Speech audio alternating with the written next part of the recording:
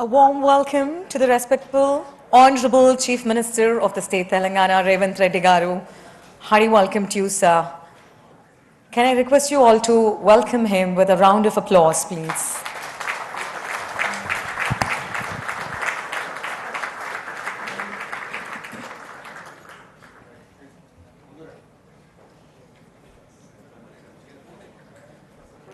We'll just give 30 seconds for everybody to settle down.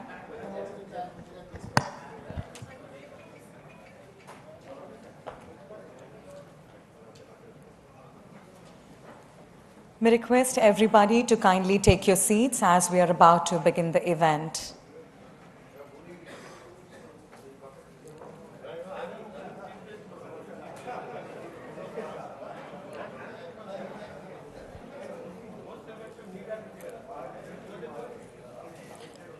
Shall I start? Sir, shall I start? Yeah. Andarki namaskaram. Good evening. To the Honorable Chief Minister of the State Telangana, Revanth Reddy Gariki, Honorable Chairman, Legislative Council, Gutta Sukendra Reddy Garu, and to Honorable Deputy Chief Minister, Bhakti Garu, Honorable Ministers, Honorable MPs, MLCs, MLAs, Chairpersons of different corporations, diplomats of various countries, eminent persons from the industry, healthcare, construction, hospitality, judiciary, subject experts, media, senior officers, state administrators, environmentalists, honorable dignitaries, I welcome you all to the presentation of the River Musi Rejuvenation. Ipudu, Telangana Rashtra Geetam kosam mi andarni nilabadavalsindiga korukuntunamu. I request you all to stand in the honor of Telangana state song. Thank you.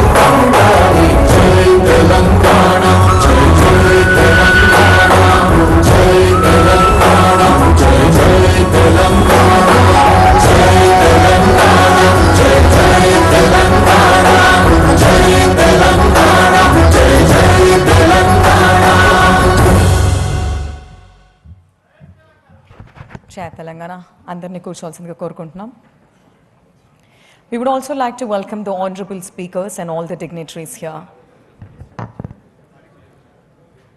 Thank you. Requesting everybody to kindly settle down.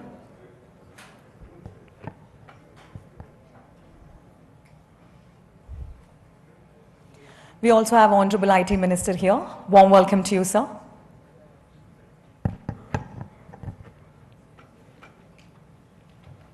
Yes. Hyderabad చరిత్రను మూసీ నది లేకుండా ఊహించుకోలేం. అనంతగిరి కొండల్లో పుట్టి హైదరాబాద్ నగరంలో 55 కిలోమీటర్ల పాటు ప్రవహిస్తుంది. నగరీకరణ వలన, కాలుష్యం వలన మూసీ నది యొక్క రూపం కంప్లీట్గా మారిపోయింది. అందుకే గౌరవనీయులు రాష్ట్ర ముఖ్యమంత్రి రేవంత్ రెడ్డి గారు తమ దూరదృష్టితో ఎలా అయినా మూసీ నదిని రెజ్యువినేట్ చేయాలని గొప్ప సంకల్పంతో ఉన్నారు. అందుకొరకు ఒక్కసారి గట్టిగా చప్పట్లు please. Thank you. I now would like to welcome the Special Chief Secretary Jayesh Ranjan Sir, Municipal Administration and Urban Development, onto the stage to set the context with a warm round of applause. Hearty welcome, sir.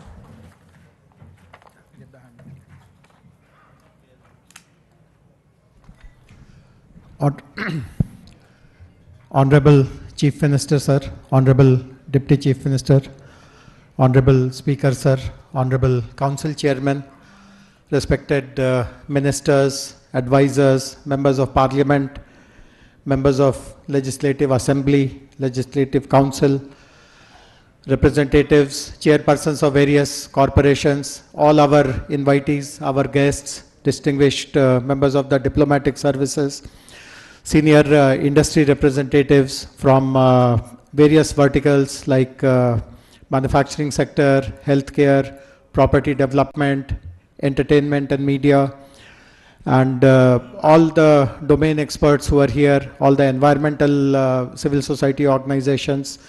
To every invitee, we are very, very grateful. This is a one of its kind platform. You would not have seen something like this before. For the sake of transparency, for the sake of accountability, for the sake of consultation, such a wide platform has been created, and we are very grateful that all of you have responded. I mean, I see a full house. Some people are standing. Very shortly, we'll find chairs for all of you. Just bear with us. As all of you would know, within weeks of taking office in the year 2023, Honorable Chief Minister announced a slew of flagship projects. Of course, the 6 guarantees are well known, but there were other important developmental initiatives which were announced by Honorable Chief Minister. And to revive and rejuvenate Musi River was one of the important ones. I have had the pleasure of accompanying Honorable Chief Minister to a few of his international visits. And I know for sure that wherever Honorable Chief Minister has gone, one of the first demands that he has put on us is that please find out if there is any water body, if there is any river, and how has that country developed that river. And in the process, Honorable CM has visited the Thames River, the rivers in Tokyo, in Seoul, and in so many other places as well. And everywhere we have seen that the rejuvenation of the river has created a huge multiplier effect for the economy of that city and of that country. And we all know historically why when the Asaf Jahis set up their dynasty, they chose the riverfront to establish all the important institutions. But obviously over a period of time, due to neglect, due to inadequate attention on planning, on resource support, the river today has become an embarrassment for us. In fact, I come from the north of the country. We have mighty rivers, we have bridges, and when you cross a bridge over a river, you get a sense that I'm crossing something. I mean, there is something very special which is happening. Here, when you cross any bridge over Musi, you don't even notice that you are crossing a river. It has become so insignificant, etc. I can share something else which is very personal. In fact, the Musi River Rejuvenation Plan was tried out way back in 2005 also. I was the Vice Chairman of the Hyderabad Urban Development Authority, which is called HUDA. The then Chief Minister Dr. Y.S. Rajshekhar Reddy had asked us, and at that time GHMC was called MCH, to look at the river rejuvenation project. We had engaged a very eminent architect called Hafiz Contractor to guide us. but we were not able, I mean, he gave us good ideas, but we were not able to make any progress because one very fundamental question could not be answered. And that fundamental question was, how do you bring water into this river? I mean, this river can be, I mean, so much of landscaping can be done, so much of other things can be done. And just because this fundamental question could not be answered, we could not make any progress over the last 2 decades. And I'm sure you will you would have read about it. One of the smartest river interlinking projects is happening here. We are now supplementing Godavari river water into this river to make it perennial, and obviously various other things will happen. The last point which I want to make is about the format of today's interaction. As soon as I finish, I would request my colleague, the Managing Director of the Musi River Development Corporation Limited, Mr. E.V. Narasimha Reddy, to explain using a presentation. We have engaged a very reputed consortium of agencies to prepare the master plan for this river rejuvenation. These are all international companies. It is led by a Singapore-based company called Mainhart, along with Rios of United States, Cushman and Wakefield, which is also a global consultancy, one of the big 5. So they have just about a month ago given us the detailed project report for phase 1 of the project. So my colleague will explain about what is there in the DPR. He will also provide a little bit of a historical context. Some of you might have seen some of the displays in the foyer when you would have entered. If you have not, please do look, take a look before you leave. It has some amazing illustrations and pictures and historical markers of how this river has created an impact, a very deep impact in the history of the 435 years history of Hyderabad. And after my colleague's presentation, we would be requesting Honorable Chief Minister for his address. And before the evening concludes, obviously we have arranged for dinner and accompanied with some entertainment in the outside lawns. So please do make full use of this time that you have chosen to spend with us. And once again, very, very warm greetings and welcome to all of you on behalf of Telangana government. Thank you very much. Thank you. Ladies and gentlemen, I now request the Managing Director of MRDCL, E. Venkata Narasimha Reddy Garu, to present Riverfront Development Project to all of us. Hearty welcome, sir. May I request a huge round of applause to you for the Managing Director of Musi, MRDCL. Good evening to all. Sir, with your permission, I will start the presentation, sir. Sir, as Special Chief Secretary was explaining what exactly the day is about. So, Musi River has been there and the Hyderabad happened along the Musi. But over the years, how Musi was polluted, how we are not able to make use of the river that is available to us. The nature has given this to us, but we, in the process of urbanization, the development, how we have changed the face of the river and how we are struggling today. I would like to take this presentation in 10 points. Basically, so just I will give the context of the Musi, the current crisis, what is the crisis now, and then I go to the global benchmarks of the riverfront projects across the world, across India, government's vision for Musi development, what exactly the leadership is now thinking of, and what is the vision for 55 kilometers which is going to be in the second phase also. The phase 1 planning, what it is, and the DPR components. And then we also talk about the river hydrology. When we talk about the river, we have to talk about the hydrology and hydraulics. So many people are having some misconception on the river thing, whether we have done the hydrology or not. I will be trying to explain that also. And prevention of sewage flows. When we talk about the river, we have to curtail the sewage flow into the river also. So what exactly we are doing on that? And then multi-use buffer zone, why the buffer zone is very important, what the rules say, what the government of India says, all these things also be spoken about. And then Gandhi Sarovar, where the historical importance of Bapu Ghat and how the Gandhi Sarovar is shaping up. Then the east-west mobility corridor, how the decongestion of Hyderabad is going to happen with this very good project. And then the last and not the least one, but it is very, very important. I welcome Honorable Minister Revenue. Also, please join us, sir. The last one is the cultural integration. Hyderabad is known for the culture and also secular Hyderabad. So, how it is going to be connected through the Musi? This is also very, very important. Under these 10 topics, I am going to cover the entire vision of the government. So, just to see the historical background, this is the picture of 1892. So, this was taken by one photographer called Deen Dayal in 1880s.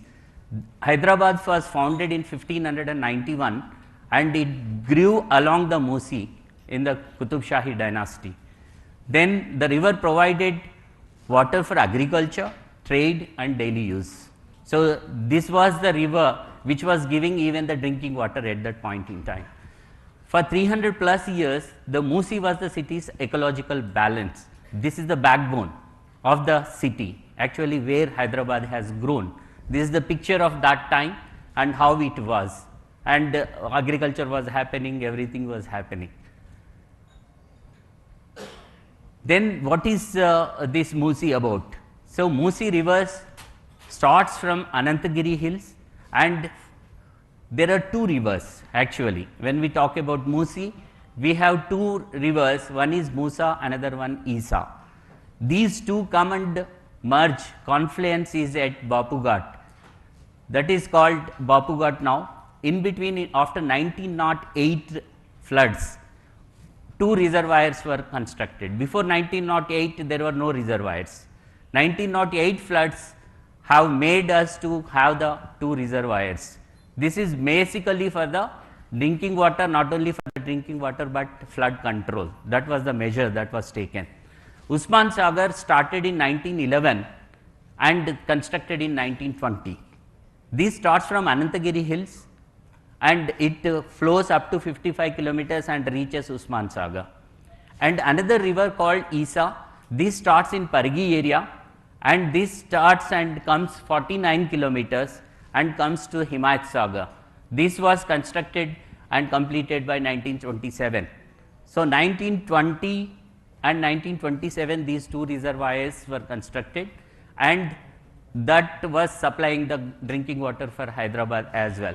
Then from there the Musi now, if we take the ORR, outer ring road, 159 kilometers of outer ring road, where in at Rajendra Nagar and Gandipet ORR, that is Narsingi Junction to Gaurelli, this is the other place where exactly this is the Gaurelli place. From here to here, this is 43 kilometers. And from here Usman Sagar and Himayat Sagar, if we take these two rivulets and the length if we add, this is 21 kilometers and this is 34 kilometers, makes total 55 kilometers. Musi is coming from Anantagiri Hills 55 kilometers up to Usman Sagar, again 55 kilometers of river, Isa and Musa together Musi coming up to this place. So, this is the entire Hyderabad place. And after that it flows towards Nalgonda and it links with the Krishna river. This is the tributary of the Krishna. So, it merges with Krishna river at Vadapalli in Nalgonda district. So, what is the crisis? How the Musi is today? If you see at the Musi, I have tried to show some pictures here. Musa Nagar location near Old City, encroachments in the buffer zone. See how after floods, how they are suffering.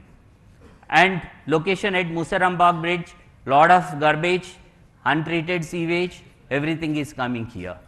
And at Chadarghat Causeway bridge, solid waste dumping is also happening. Then if we see Amberpet, I have taken some examples and just I am trying to show this. at Malakpet and at Musarambagh. There is 27 major nalas. I am not talking about the smaller nalas, but 27 major nalas join the Musi River without treatment. The treatment started some years back, but still lot needs to be done. Here I would also like to just show the video. Video please. The reality of the Musi. This is not just a river. This is the reality of the Musi today. Across Hyderabad, drainage channels discharge directly into the Musi, carrying untreated sewage every day. Plastic waste and toxic dumping have turned sections of the river into polluted drains. Chemical pollutants create thick layers of foam, a visible sign of contamination. Encroachments and unmanaged waste continue to choke the river's natural flow. What was once a flowing river now struggles under the weight of pollution. The Musi carries the waste of a growing city. Its condition today is a reminder that urgent action is needed.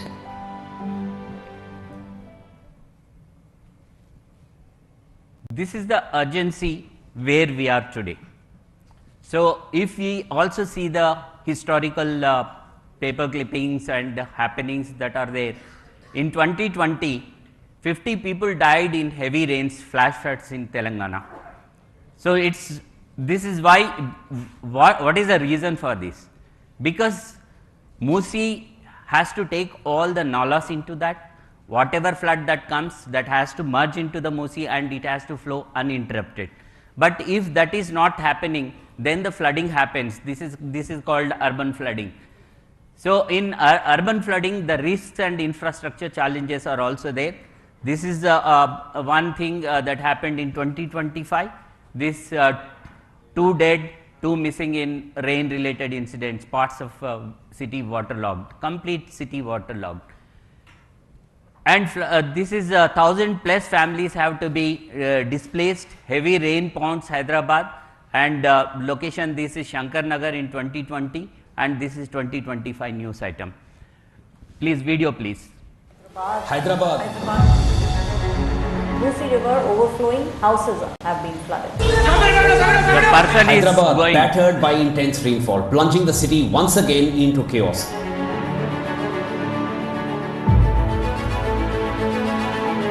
Police moved quickly to close roads around the affected zone. Hyderabad was severely impacted as heavy rain continued to hit the city and several other districts of Telangana, leading to flight diversions and traffic congestion. As the city's old city faces severe flooding, forcing hundreds to evacuate. Death toll has now gone up to 34.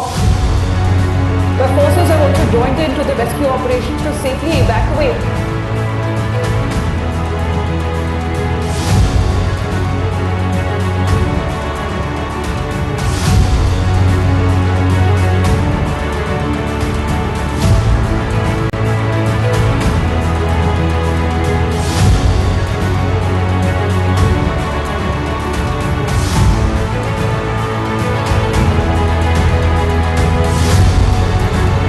This is recent floods 2025.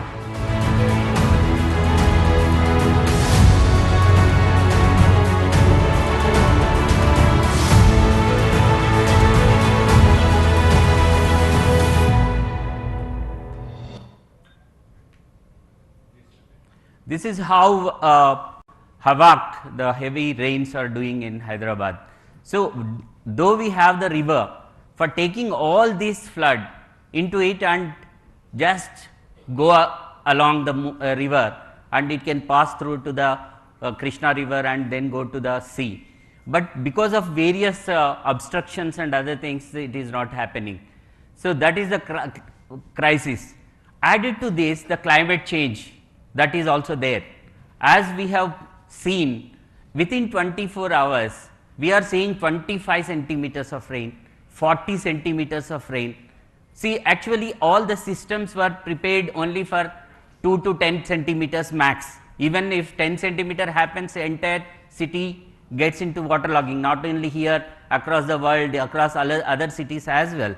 But what needs to be done? When we are talking about Musi, actually the Musi project is not looking only about the Musi cleaning. We are trying to do an integrated approach, the comprehensive approach for the entire city. In the coming slides, I will also be explaining what exactly the government is trying to do. So, global climate projections, if you see, South Asian cities face a 40% increase in extreme rainfall events by 2050. If we are not prepared for that, we are losing out, and the generations coming will definitely curse us. So, this is the time we have to cloud bursts, everything. If you see 2020 Hyderabad floods, 50 lives and 5,000 crores of economical loss. This is reported by the newspapers, and 200 to 300 mm, 20 to 30 centimeters of rainfall within 24 hours. So, this is where we are today. Therefore, every monsoon that passes without action, if we fail to take an action today, is a disaster we chose not to prevent. We have to prevent it. What needs to be done? That is what exactly the project is about. So, in light of these crises, the Musi revival is not a choice, it is a necessity, it is a compulsion. This is exactly where we are today. So, what we have done? So, having studied the problems here, we are not leaving the problem there. We are trying to find out the solutions. Which are the best practices that are there across the world? We try to see the we try to go around the globe and take the inspiration out of it. So, out of this, if you see Cheon Seoul River, where this was before doing the riverfront, this is in Seoul, and this is after cleaning that and doing the riverfront. So, the second example is Thames.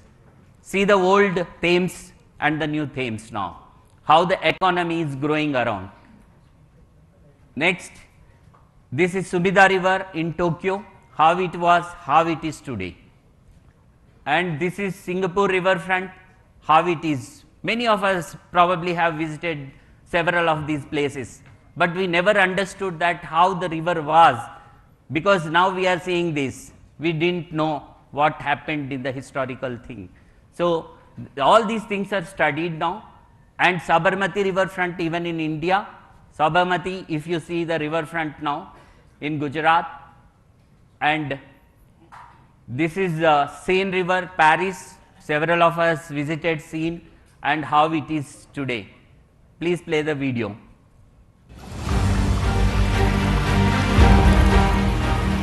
Once, many great cities turned their backs on their rivers. Pollution, encroachment, forgotten waterways at the heart of growing cities. But vision changed their course. Seoul removed a highway to restore the Cheonggyecheon stream, bringing water, nature and people back to the city. Tokyo revitalized its riverbanks, creating vibrant public spaces along the Sumida River. London turned the Thames into a thriving cultural and economic corridor. Singapore transformed a polluted waterway into one of the world's most celebrated riverfronts. Paris transformed the banks of the Seine River into vibrant pedestrian spaces. Ahmedabad turned the Sabarmati River into a thriving public riverfront. Across the world, cities chose to restore their rivers and reshape their future. Now, it is Hyderabad's moment. The revival of the Musi begins.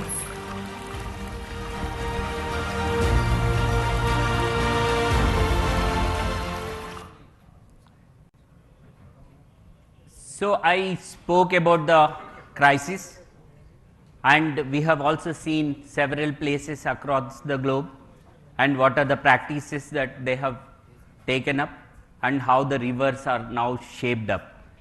And after seeing this, the leadership today is very committed to that. That is the reason a team led by Honorable Chief Minister himself has taken to the various places along with media. Let me also be very clear so that everybody can understand. And the cabinet colleagues of Sir and also the senior bureaucrats to study this. The vision, leadership, commitment, see Dubai, Singapore, London, Tokyo, all these places were visited by Honorable Chief Minister. And the teams were sent again to study what they have done, what we need to do for Musi. Please play the video.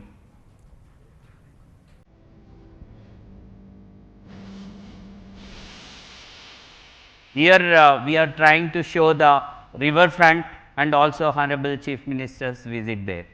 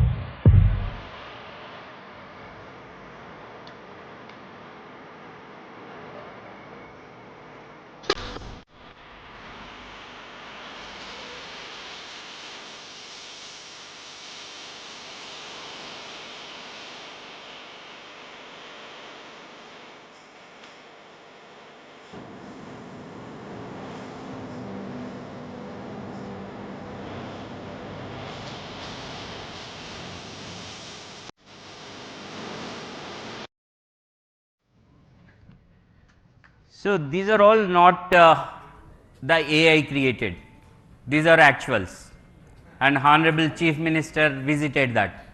So, when we are trying to show the vision, people are thinking that AI, but that is based on the actual study that is done and the pictures are presented here. I request all of you, while going back again, once again see, this is possible, but the commitment from the government that also been shown. So, this is the right time, we have to arise and we have to see that this happens. Then what we have done on this front? For the last 1.5 to 2 years, the field study is done, the understanding is done, the data collection is done. First, data collection is very, very important. After data collection, that is collated, and then the study happened and we are coming out with a plan. The plan will be implemented. I am trying to just showcase the plan, what we are exactly thinking of. In this particular thing, Hyderabad is going towards blue and green Hyderabad. As you are aware, already we have a beautiful ecosystem here. We have 1000+ lakes within Hyderabad's jurisdiction in the Cure area. Now we are calling core urban region economy area. Within that, about 2000 are there, but we are going to take up at least 1000 lakes. Already the activity started, rejuvenating or lake improvement happening, and that will go on. That is one. This is a lake system having the chain system. One lake is full, then the overflow of that lake comes to the other one, second, third one, and then it comes into the Musi. So, we are also targeting that, that is also happening. Then the clean river, what does it mean? There is no sewage flow into Musi. How to treat this, where to send this, how to utilize the resources that are available. Second is the flood mitigation. I have shown how the floods are making havoc in city. So, this is also very important to save the lives and properties of the people and also to thrive the economy in Hyderabad. So, flood mitigation measures, accessible riverfront. When the river is there, people have to enjoy the riverfront. They have to have that ecological balance and they have to enjoy the riverfront, so that the public spaces have to be improved. Connected city, see, river is there, how to connect it. So, the mobility is also another factor that is also considered in this project. And sustainable development, every development that is taken up has to be a sustainable development.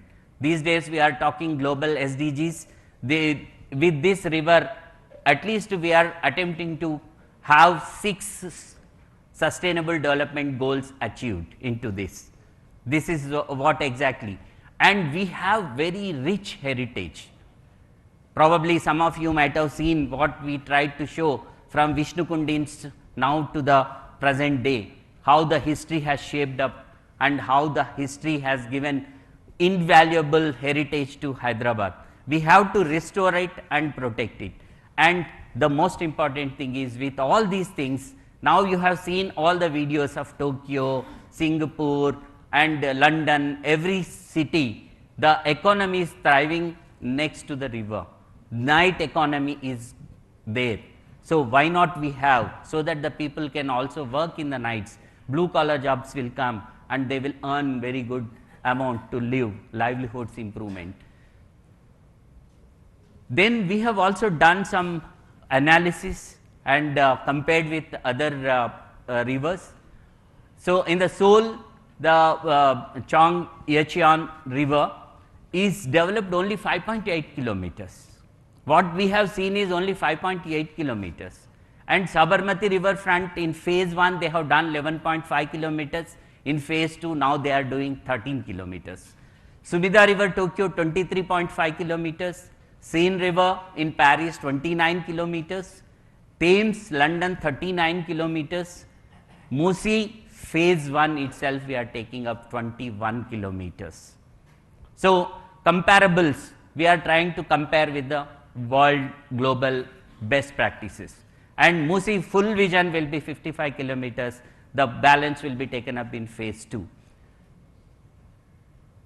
So, how it is going to help the economy? When we talk about the economy, Honorable Chief Minister always speaks of the night economy and economy around the river. What exactly that means? Most of the people may not have understood this. We will try to just explain here for these rivers. 5.8 kilometers of Seoul river, when it was done, urban stream corridor is developed and 50,000 plus daily visitors are going there, just 5.8 kilometers, and 9 plus billion USD investments have come next to the river, and 190 million tourists over 10 years. So, this will become an economic hub. This is how Seoul has taken the advantage of the river. And then come to the Thames river, 39 kilometers, 27,000 plus daily visitors, 2.98 billion USD economy, 1 lakh plus employment opportunities. This is what exactly we are speaking about. And Sumida river Tokyo, 23.5 kilometers, 1.5 lakh plus daily visitor every day, 1.5 lakh people visit that, and 67.14 billion USD investments have come along the river, and over 30 million plus tourists visits annually. And Singapore riverfront 3.2 kilometers only, and here if you see 40,000 plus daily visitors, probably among the August house, probably 40 to 50% people might have visited this place. 23.9 billion USD in revenue per annum, and 16.9 million tourists annually. When these many tourists come, the employment also comes. So, for the local youth, local people, lot of employment can be created. Seine river, 40 million annual visitors, 29 kilometers, and 7.4 million job opportunities. 30% of the economy is driven by tourism. This is very, very important. See, Paris, everyone knows tourists go there. The Eiffel Tower is on the river Seine. So here, if we have something of that kind, the global tourists can also come in, not only the domestic tourists. Sabarmati riverfront also 11.5 kilometers, now it is shaping up, 85,000 plus job opportunities created. So this is exactly where we are. Cities around the world are turning, they are shaping up their rivers, riverfronts into economic powerhouses. Why not we? What could 55 kilometers of fully realized riverfront unlock for Hyderabad? Just I am trying to put this in your minds and in everybody's mind. If those countries can do with the smaller extent of riverfront, so much of economic activity, job creation, tourist attraction, thereby economic growth of that country, why not for the Hyderabad now? Why we should not take that advantage? That's what exactly Honorable Chief Minister thinks and the state government thinks. So then we have studied, prepared the master plan. In the master plan, this is in 2 phases. Phase 1 is for 21 kilometers and 55 kilometers master plan. Also, I am trying to just show how we are proceeding further. I am now switching on to the technicalities into that. I will try to touch upon some of the technical things here. Sir, I think I can have the time, sir. So 55 kilometers is divided into 5 zones. So based on the population, based on the river stretch, these zones are identified. If you see the zone 1 from Gandipet, that is Usman Sagar, and this is Rajendra Nagar, where Himayat Sagar is there. There are 2 rivers, one is Musi River, another one is Isa River. Both put together are becoming 21 kilometers, and thereafter this becomes only single river called Musi, and this flows in zone 2 up to Purana Pool 6 kilometers, and from Purana Pool to MGBS it is 4 kilometers, MGBS to Uppal 8 kilometers, and from Nagol on to Gaureli exit ORR on the east side is about 16 kilometers. So this entire stretch is 34 kilometers and this is 21. That is how it is 55 kilometers vision. So in this, why this is zoning is considered? This is the new development that is happening. This is the old development that happened in zone 2 and zone 3, and zone 4 is semi and now growing area, and this is again the future growth corridor, we can say. So having said this, we have engaged, Special Chief Secretary sir also mentioned, we have engaged the global consultants. Menhot is the main consultant, he is from the Singapore, having lot of projects done in Singapore, and the Rios is the designer, he is from that company is from the US, and Cushman and Wakefield is known for the general big 4 companies called consultants. They will work on the economic models and other things. And these 3 have become a consortium, and they have given the aggregate master planning for phase 1, and they are doing for the phase 2 as well. Master planning components, what are there in the master plan? Master plan is not just about the DPR. People several times have a misconception saying that DPR is the final thing, but first we need to have the master plan. Then out of that the DPRs can be generated. DPR, this master planning is already, as I said, data collection and data analysis, then the plan, then we go to the implementation. Now we entered into the planning plan stage, and planning is happening, and phase 1 is already completed. In this blue master plan, green master plan, blue master plan is protecting all the water bodies and making the water flow without any contamination. Green master plan improving the greenery along the Musi and also in Hyderabad, because these days we also are experiencing drought conditions. Unless we target the greenery also, this is also very, very important. Then comes the land use master plan. When we talk about the river and riverfront, what kind of land use it can be, what we need to take up. That is also coming in this overall master plan. And wherever we have potential for the marquee projects, as we have seen in other videos of other countries, how the marquee projects have come, that enhances the economy of the state.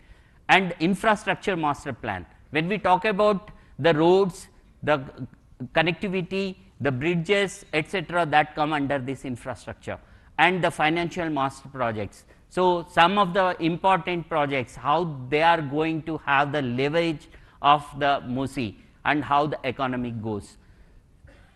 So, that covers everything. Phase 1 covers 2 river stretches, as I was explaining, from Gandhi to the Bapu Ghat, now we are calling it Gandhi Sarovar, and Himayat Sagar to Gandhi Sarovar, total 21 kilometers.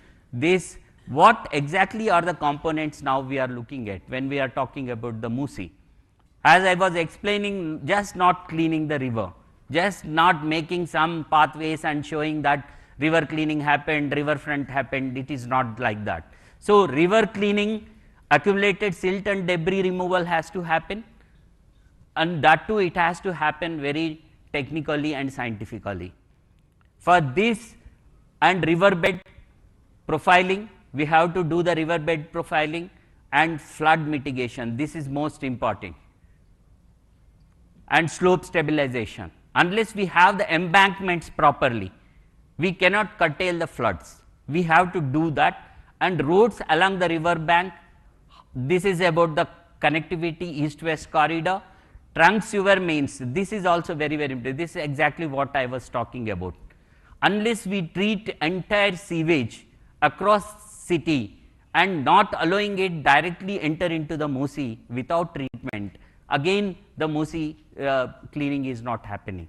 So, that is the reason this is also integrated and the plan is comprehensive. And water retention structures, so we have to have the water in the river all through 365 days, so that some boating can happen, some people can go in the evenings and relax there, and the night economy happens there.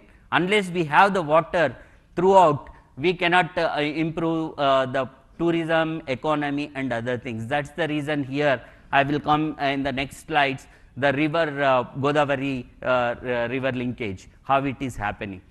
Riverfront development, after doing all these things, the riverfront has to be developed, so that the public spaces are developed, public access can be developed, public can go there. For this entire phase 1, for all the development works up to 7, it is going to be around 6,500 to 7,000 crore only. So, we are going to spend this money on these 7 components for this 21 kilometer development. And this does not include the land acquisition if required, or we have come out with a new policy, TDR policy, even for the people who are having the land ownership in the riverbed and also in the buffer, they will be appropriately compensated under TDR. And this is why in the next slides you will understand what buffer is, why it is required, etc. So, understanding the river is very, very important. Unless you understand the river, what is the flow of the river, you cannot plan it. It is haphazard planning and it cannot sustain. When we talk about the sustainability, we have to understand the science, safety and hydrology of the river. In this, we have studied extensively the overall catchment area of these 2 reservoirs. The Usman Sagar reservoir catchment area is 740 square kilometers. As we were telling, it starts from Anantagiri and comes up to Usman Sagar, Gandhipet. And Himayat Sagar reservoir, the catchment area is 1362 square kilometers. This starts at Pagi and comes up to Himayat Sagar. The blue one is the Gandhipet one, and this green one is the Himayat Sagar. You can see Himayat Sagar here and Gandhipet here. This is the catchment area. So, whatever rain that falls there, that comes into these reservoirs, that study is also there. Catchment area map of downstream nalas after the reservoirs, This is entire cure area now. In this, how the nalas and the catchment, that drainage system, the drainage pattern we call, how it is entering into the river, this is also studied. Then this is very, very important for all of us. Given situation of the river, if we leave the river like this, why the floods are happening? If the river is left like what it is today, so with the study that is there, done through two simulations, one is HEC HMS and another one is HEC RAS. What is this HEC HMS? This is Hydrologic Engineering Center run by US Army Corps Engineering. They have developed a hydrological modeling system. Hydrological modeling system. This is a software where we have to run the river widths, river lengths, river flow, river hydraulics, and then that gives how the flooding happens. If you see the blue marks, if the full flow of the river comes, the flooding happens up to these places. And this HEC-ROS is the river analysis system. So, this analysis is done in both the softwares, so that we are thorough on this. And not only this, if after studying this, what should be the cross section of the river, we have identified. And if the river should not come outside the embankments, if this flooding should not happen, which is causing lot of human loss or even the property loss and the economic loss. So, in order to contain this, we have to have proper sectioning of this. I will be coming to the section in the next slide. This is the slide. So, in order to curtail, I will just go back again. If the section is properly done, giving the river back of its property, river ki property undi, దాని property దానికి మనం ఇచ్చేస్తే అది బయటకు రాదు. So దాన్ని మనం చేయాల్సిన అవసరం ఉంది. సో ఓవర్ ద ఇయర్స్ మనమే ఎక్కడెక్కడో కట్టేసుకొని ఉండొచ్చు. అలా కాకుండా రివర్ని సరిగ్గా దాన్ని ఎంత వాటర్ పోవాలి ఫ్లో అది మనం అలో చేస్తే అది బయటకు రాకుండా ఉంటుంది. This modelling shows that, and after this we have arrived at this section. And this entire flow, actually if you see here, this is for the Himayat Sagar stretch from Himayat Sagar to the Bapughat, that is the Gandhi Sarovar now. Up to that, after study, this is 1.53 lakh cusecs of water. In the 2025, actually the maximum flow we have taken from Himayat Sagar was only 36,000 cusecs. But this Himayat Sagar was designed for 1.53 lakh cusecs. Unless we see the downstream of the river properly and do the section, again the floods will happen. That is the reason we have taken National Institute of Hydrology, Roorkee also on board, and they have also vetted it and certified. Based on that, from the river, middle of the river, on both sides, if we maintain 100 meters including the buffer, the river will flow like this. The river will flow 1 in 5 years or 1 in 25 years. This is return period, what as per the technical term it is called. This takes about 60,000 cusecs. So, whatever flood that happened in 25, 20 etc. can be arrested here only. But the upper promenade, if we see, that is called high flood level. This is the 520 meter high flood level. This is about 124 meters. If we take this 124 meters also for the river, this is called river basin. So, if we factor this and do the embankment like this, in return period of 100 years, the water will not come outside. That is the study. That means in 1 in 100 years, 1% of chance, but 1% of chance also we cannot take with the river. That is the reason the section is decided with this, and rest is the buffer. On this buffer, the promenades are coming. This is called lower promenade, this is upper promenade. On one side within the buffer zone, we will be having a 6-lane 30-meter main road, and on the other side only the service road with 9 meters. Rest of it will be the most of it is the open spaces for the public. And we have also done for the second stretch. Of course, we have done for the entire Musi, but I am just trying to show only these two stretches in the phase 1. This is a hydrology study for Usman Sagar up to Gandhi Sarovar.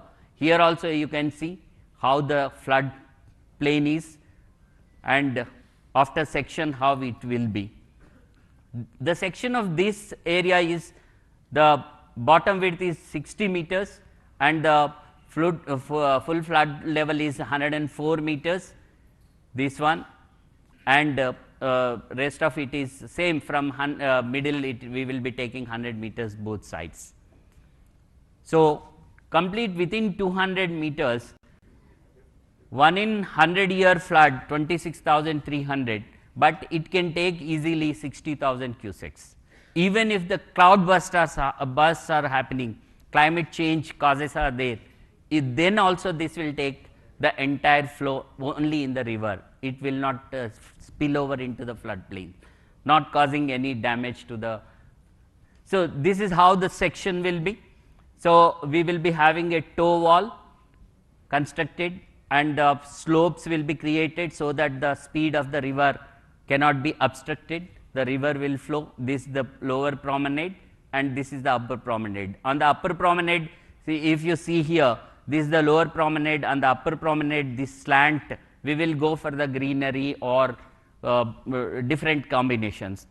We can also with Gabion structures or any wherever if the speed is required, if the slant slopes are not withstanding, we have to go with the CC, but we have worked out for every 30 meters. See, why we are talking about buffer? It is not the state's thing, but it is the Central Water Commission, Ministry of Jal Shakti, which says how the river has to be protected, what needs to be done. If you see this graph, exactly what it says, this is 1 in 5-year return period flood. It is a protected area. When we say protected area, there is no construction allowed. This is the river bed. So, river bed, no construction is allowed. Then 1 in 25-year return, that is what exactly I was trying to show. 1 in 25-year return period, that is called regulatory area. This regulatory area in fact is the buffer zone, including a part of 100-year return also. So, this is how the section of the river has to be decided. That is how Telangana government has decided in 2012, GO 168 clearly says 50-meter buffer for the river in the municipal corporation areas, and it was reiterated in 2016 by GO 7, it is 50 meters buffer on both sides of the river. This is very clear in GO 7. So, this is exactly the study. This is not from out of blue or it is the state's thing. It is as per the CWC norms. And also the National River Conservation Plan, this also very clearly says what can be taken up in the river zones, riverfront zone. So, riverfront zone, what exactly now we are planning? Approach roads and open spaces, public spaces, cycling, trekking. So, all these, see, the idea is that some people will come, evacuation can easily happen if there are any flash floods. That is the reason in the protected area, no permanent construction is allowed. So, that is a working place. Somebody can come and go. If we want to stop it, we can stop. Residential is not allowed. That is very important. People can also refer the guidelines Source is Technical Guidelines on Floodplain Zoning, Central Water Commission, again issued in July 2025, based on various Supreme Court orders, national NGT orders and all these things. I request all of you, please do study that. So then we are coming to how the river will be cleaned. So one is completely cleaning it. It is not possible because there will be some toxins and other things. When we have to disturb them, we have to disturb them in a proper condition. But it can happen over a period of time if we substitute that water with fresh water, the surface water.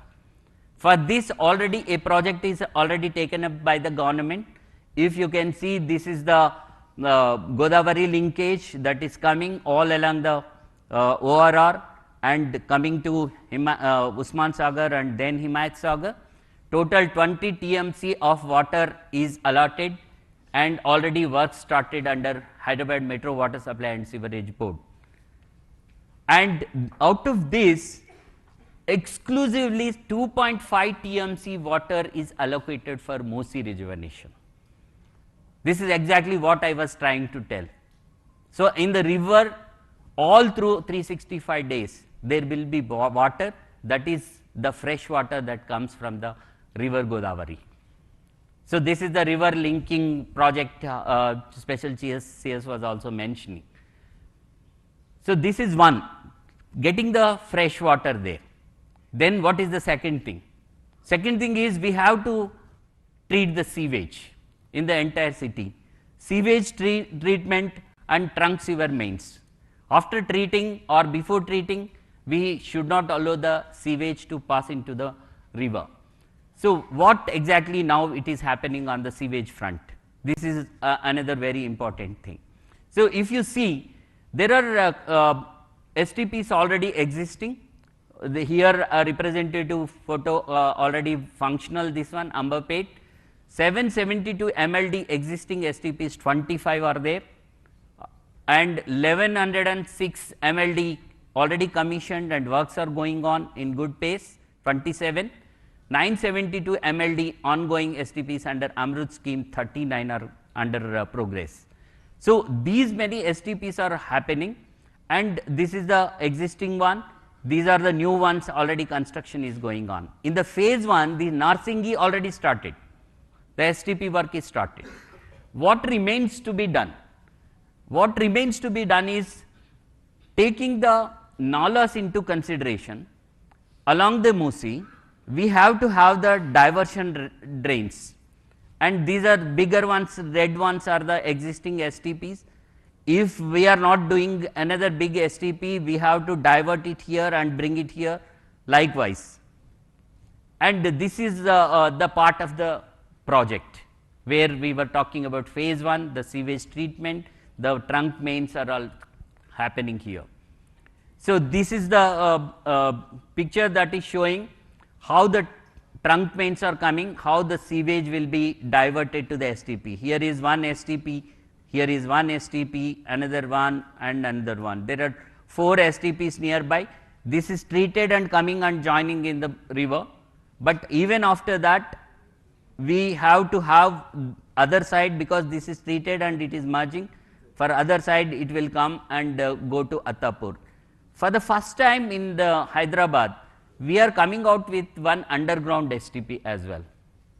So the red marks are the trunk mains that lead to the STP and this is connected. Here I would like to just bring to the notice of the August House. Earlier also the diversion lanes constructed, if you see the yellow line, that is exactly in the Musi. So if we construct something in the river itself, it will obstruct the flow of the river. So what we are doing as part of the project, we are shifting this also onto the river edge, that is into the buffer. So that the river, as I was telling, we have to give the river what it is supposed to be having. So ఆ river ని అట్లానే flow అవ్వడానికి మనం ఇవ్వాల్సిన అవసరం ఉంది, దానికి ఏ abstraction ఉండకూడదు. సో అది కూడా ఈ ప్రాజెక్ట్లో పెట్టడం జరిగింది.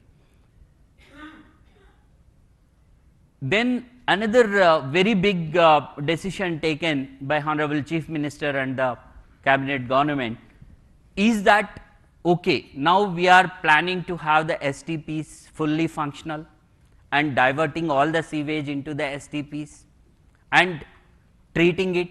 Why not we treat tertiarily? The tertiary treatment has to happen. Then use that water. We are bringing Godavari water, Krishna water, all about 200 plus 300 plus kilometers with spending so much of money. That is for drinking water purpose. Whereas the sewage is just left like that. If you see the Singapore model, there they call P water.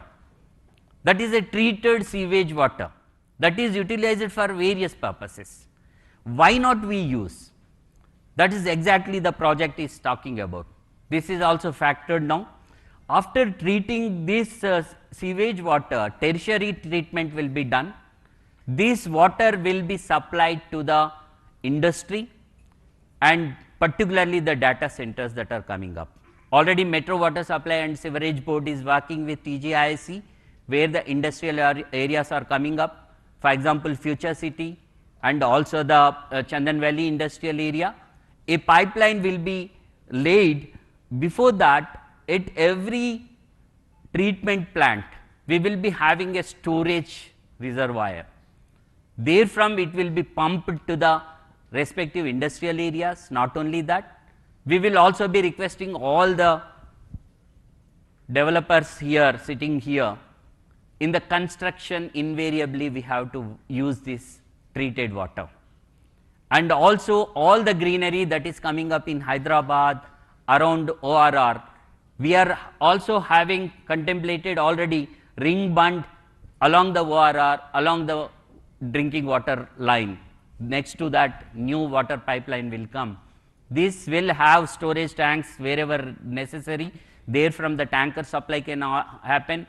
Even the big industries, we will have the pipeline itself, and the entire greenery will be supported by this water system only. This helps in two ways. One is reducing wastage of drinking water all the way we are bringing from Godavari and Krishna, that can be utilized effectively for the drinking water purposes. For all other purposes, we will get the water at a lesser price. HMWSSB as on today is giving at something like including sewage 60 to 180 rupees per kiloliter for the industry, because they are getting all the way from that, that is the raw water that is given, that is actually potable water. But if we use this, it will come down to 70 or 80 rupees. It is going to help the industry as well, and also burden on the drinking water requirement. In the future, city is growing like anything, and in the core urban region economy area, we will be needing more drinking water. So this is another very good initiative that is flagged into the project. This is a strategic mobility intervention. So as part of this, how many bridges are coming, and as I was talking about the retention of the water, there will be one barrage here, one barrage at Narsingi, another one at Gandhi Sarovar, so that the water always remains along this river.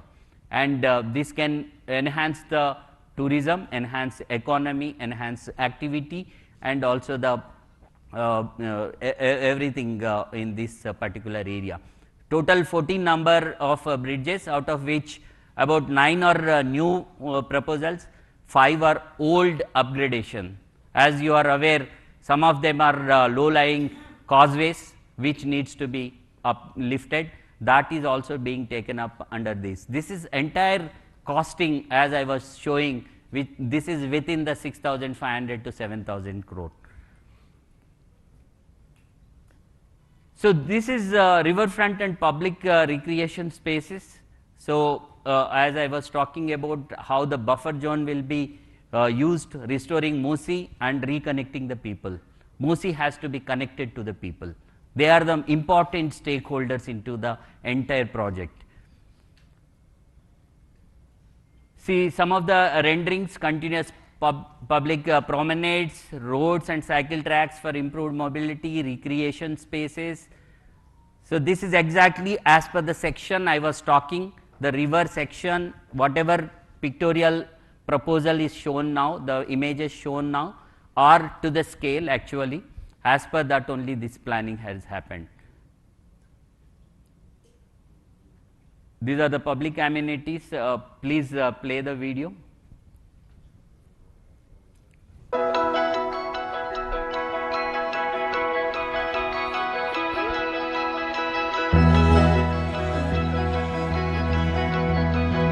Paper తీసుకురా Sridhar Babu sir, paper ఇస్తారు తీసుకురా.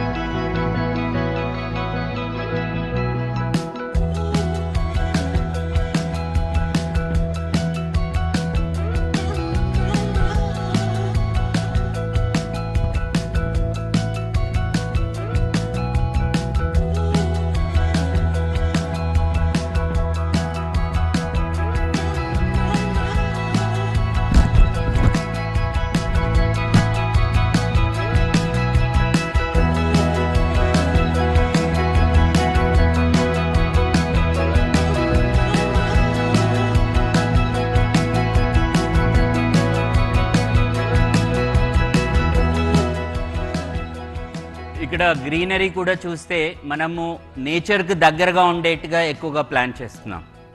Ecological బ్యాలెన్స్ని కూడా దృష్టిలో పెట్టుకొని తయారు చేయడం జరుగుతూ ఉంది. సో అది చాలా ముఖ్యమైనటువంటి విషయం. సైకిల్ ట్రాక్స్ వస్తాయి, ఇట్లా క్రాస్ ఓవర్ బ్రిడ్జెస్ వస్తాయి, ఇందాక మనం అనుకున్న 14 బ్రిడ్జెస్ వస్తాయి. బరాజ్ ఉన్నందువల్ల ఈ నీళ్ళు ఇలా ఆగుతాయి, దాంట్లో బోటింగ్ అది అవుతుంది. సో ఇది ప్రపోజ్డ్ రివర్ ఫ్రంట్ మనం ఏదైతే సెక్షన్ అనుకున్నామో రివర్ సెక్షన్ దానికి అనుబంధంగా తయారు చేసిందే.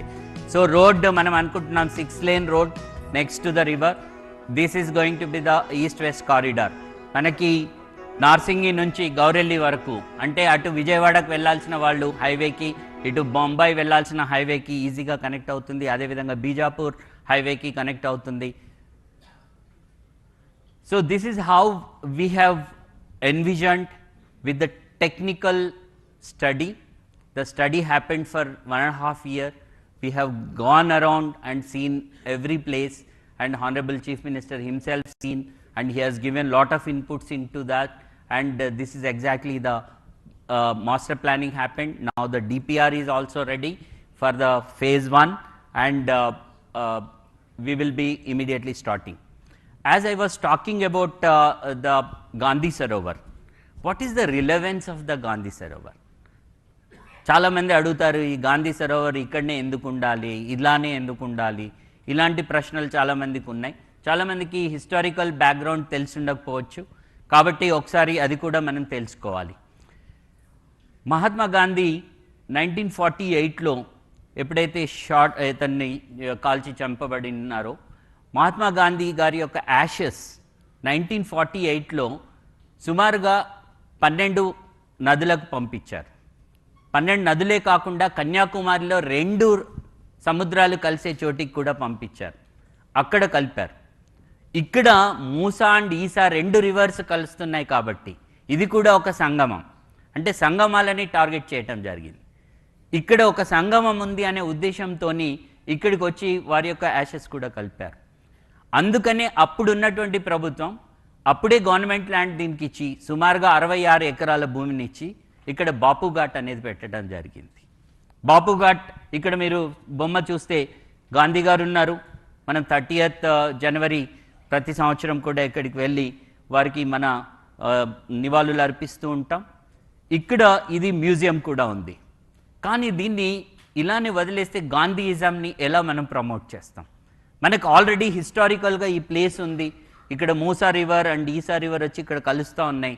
దీన్ని ఒక స్టడీ ఏరియా గాంధీయన్ ఫిలాసఫీ మీద డెవలప్ చేస్తే ఎలా ఉంటుంది అనేది ఒక ఆలోచన వచ్చినప్పుడు సీఎం గారు దాని మీద మనకి చాలా ఐడియాస్ ఇవ్వటం జరిగింది. దాన్ని బేస్ చేసుకునే వర్కౌట్ చేయటం జరిగింది. దాంట్లో ప్రముఖంగా ఈ టవర్, ఈ టవర్లో అన్నీ కూడా గాంధీకి సంబంధించి క్రింద మ్యూజియం ఉంటుంది. If you see statue of peace, Gandhi గారు ఉంటారు. హ్యాండ్లూమ్ ట్రైనింగ్ సెంటర్ ఉంటుంది. ఇక్కడ education and knowledge hub and research ఉంటుంది. నాలెడ్జ్ హబ్ అంటే రీసెర్చ్ కూడా అవుతుంది. గాంధీ మీద ఎంతో రీసెర్చ్ జరుగుతూ ఉంటుంది, మనకు తెలుసు చాలా చోట్ల. పబ్లిక్ రిక్రియేషన్ స్పేసెస్ ఉంటాయి, అంటే పబ్లిక్ స్టూడెంట్స్ యూత్ అందరూ కూడా అట్రాక్ట్ అయ్యి అక్కడికి వెళ్ళడానికి పబ్లిక్ రిక్రియేషన్ స్పేసెస్ ఉంటాయి. మెడిటేషన్ అండ్ వెల్నెస్ విలేజ్ ఉంటుంది. Meditation is also very very important and for the well being of the children. ఇప్పుడు ఉన్నటువంటి స్ట్రెస్కి ఇక్కడ అవి కూడా క్రియేట్ చేయడం, అట్లాగే ఒక మ్యూజియం క్రియేట్ చేయడం జరుగుతుంది. ఇవి ఎలా వస్తాయి అంటే దీంట్లో ఈ రకంగా గాంధీ మ్యూజియం వస్తుంది, వ్యూయింగ్ ప్లాట్ఫామ్స్, పైకి మనం ఎక్కినట్లయితే మొత్తం సిటీ కనబడుతుంది, వ్యూయింగ్ ఉంటుంది, గాంధీ ఉంటారు.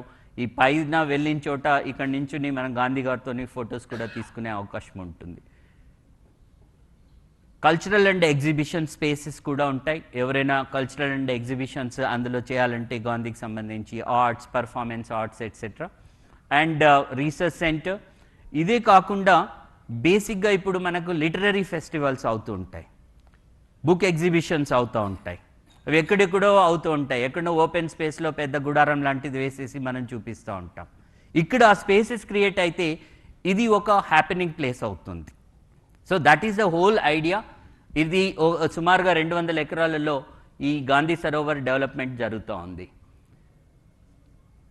Video please.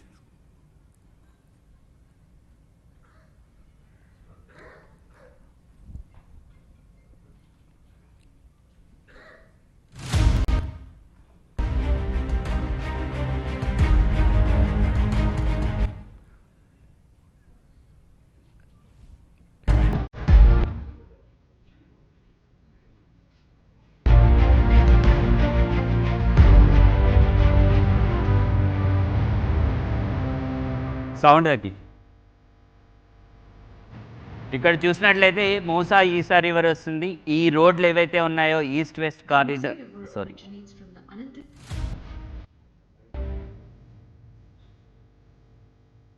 ఈ బిల్డింగ్స్ అన్నీ కూడా ఎడ్యుకేషనల్ ఇన్స్టిట్యూషన్స్ వస్తాయి అండ్ దానికి రిలేటెడ్ యాక్టివిటీ కూడా జరుగుతుంది. ఇది ఇక్కడ ఇప్పుడున్న ట్రయాంగిల్, ఈ రెండు రివర్స్ కలిసే చోట ఇది కాన్ఫ్లుయెన్స్.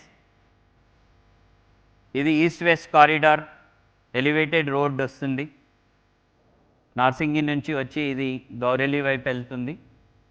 అండ్ ఇది గాంధీ గారి చెరకాలాగా తీసుకొని దీన్ని ఒక లండన్ ఐ లాంటిది ఫెరీస్ వీల్ పెట్టడం జరుగుతుంది. ఇక్కడ ఒక ఆడిటోరియం వస్తుంది, ఏవైనా యాక్టివిటీస్ గాంధీకి సంబంధించిన కానీ మిగతావి జరగడానికి కూడా మనకి ఇందులో అవకాశం ఉంటుంది.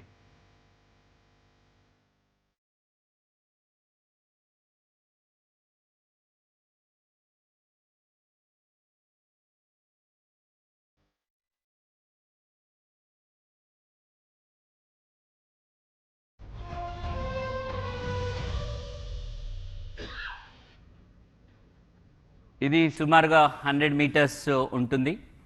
గాంధీ గారి విగ్రహం దానికి ప్రపోర్షనేట్గా సుమారుగా 123 ఫీట్లు ఉంటుంది. సో దాని ప్రకారం ఇది చేయటం జరుగుతుంది. సో ఆల్రెడీ దీని డీటెయిలింగ్ కూడా అయిపోయింది, ప్రతి ఫ్లోర్లో ఏమొస్తుంది, ప్రతి లెవెల్లో ఏమొస్తుంది కూడా తీసుకోవటం జరిగింది. సో నెక్స్ట్ వస్తే డీకంజెస్టింగ్ హైదరాబాద్. హైదరాబాద్లో మనం హైదరాబాద్ గుండా వెళ్ళాలంటే, లోపల నుండి ఉన్నటువంటి రోడ్లలో వెళ్ళాలంటే ట్రాఫిక్ ఇబ్బందులు ఎదురవుతున్నటువంటి సందర్భంలో మరి alternate so many roads already మనం ప్లాన్ చేసాం, హెచ్ఎండిఏ నుంచి కానీ జిహెచ్ఎంసి నుంచి కానీ వీటన్నిటికన్నా ముఖ్యంగా మనకు రివర్ వెస్ట్ నుంచి ఈస్ట్కి ఫ్లో అవుతూ ఉంది. వెస్ట్ నుండి ఈస్ట్కి పోతున్నప్పుడు ఎన్ని చోట్లైనా మనము ర్యాంప్స్ తీసుకుంటే లోపలికి వెళ్ళాల్సిన వాళ్ళు చాలా సులభంగా వెళ్తారు. ఒకవేళ వద్దు ఈ ట్రాఫిక్ని తప్పించాలి అని అనుకుంటే మనం గండిపేట నుంచి స్టార్ట్ అయ్యి ఒకవేళ గౌరెల్లి ఆర్ విజయవాడ హైవేకి వెళ్ళాలి అనుకుంటే మనము 91 కిలోమీటర్లు ప్రయాణం చేయాలి. ఇటువైపు నుంచి అయితే 69 కిలోమీటర్లు, సుమారుగా 70 కిలోమీటర్లు ప్రయాణం చేయాలి. కానీ ఒకవేళ గండిపేటలో స్టార్ట్ అయ్యి ఇక్కడ నుంచి మనం కారిడార్ ఏదైతే ఇప్పుడు ప్రపోజ్ చేశామో కేవలం 43 కిలోమీటర్లలో 45 నిమిషాలలో వెళ్ళటానికి వీలవుతుంది.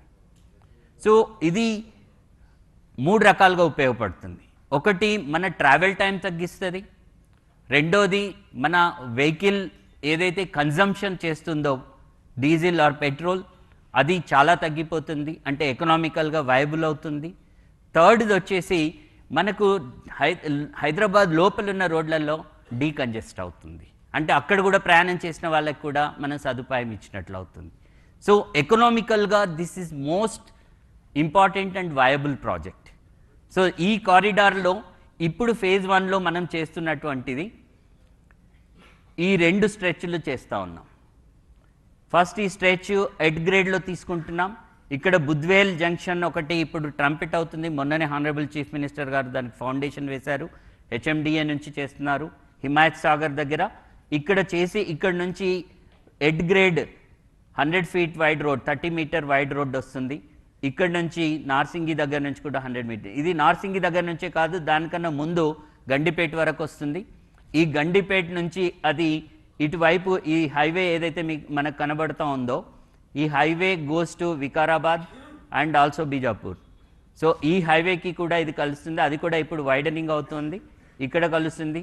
తర్వాత హైటెక్ సిటీ వెళ్ళాల్సిన వాళ్ళు ఇప్పుడు ఏదైతే నియోపోలిస్ వస్తూ ఉందో ఇక్కడ నుంచి ఒక ఆమ్ మనకి శంకర్పల్లి రోడ్డుకు కలుస్తుంది, దానివల్ల నియోపోలిస్ పోవటం కూడా సులభం అవుతుంది.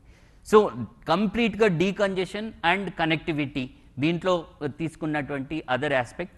ఇది ఫేజ్ 1లో ఇక్కడి వరకు కంప్లీట్ అయిపోయిన తర్వాత దీన్ని యొక్క అలైన్మెంట్ కూడా కంప్లీట్ అయింది. దీని యొక్క డిపిఆర్ కూడా సపరేట్గా రెడీ అవుతుంది, అది నెక్స్ట్ ఒక 1 మంత్లో రెడీ అవుతుంది. ఆ తర్వాత దీన్ని మనం ఏదైతే ఓఆర్ఆర్ ఉందో express way, 8 lane express way, దాన్ని ఎలాగైతే మనము టీఓటీ పద్ధతిలో చేశామో దీన్ని కూడా అదే పద్ధతిలో చేయాలని చెప్పేసి ఆలోచించడం జరుగుతూ ఉంది. దానికే మన కుష్మన్ అండ్ విక్ఫీల్డ్ వాళ్ళు కూడా దానికి ఏ రకంగా ఫైనాన్షియల్ మోడలింగ్ చేయాలి కూడా వాళ్ళు చేస్తూ ఉన్నారు. Please run the video.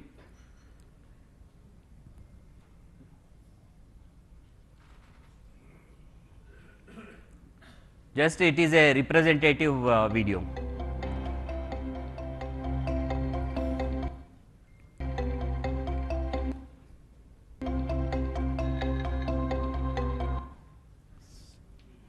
Slow in.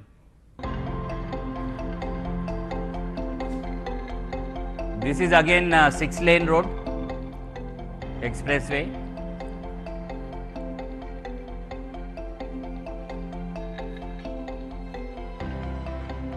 This connects all these highways.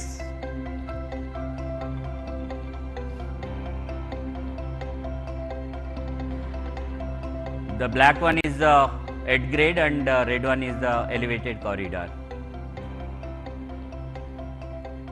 Elevated corridor starts from Gandhi Sarovar and Attapur there is one exit, Purana Pool another exit, Salajang Museum another exit, Naya Pool, Chadar Ghat, Musaram Bagh, Nagol, and then seamlessly goes to Gaureli.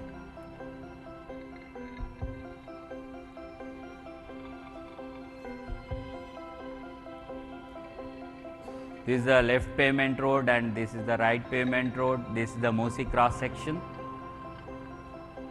Purana Pool Bridge, how the exits are going to come. The previous one was at MGBS over the metro rail. This reduces not only the travel time but as I said economically viable for the public at large, and this is how it is going to be. Next. So exactly this decongestion, mobility, all these things are spoken about in this project. And coming to the next very important thing, what is that? As I was telling, the forefathers have given us a great heritage. We have to protect that heritage and we have to take the leeway of that heritage.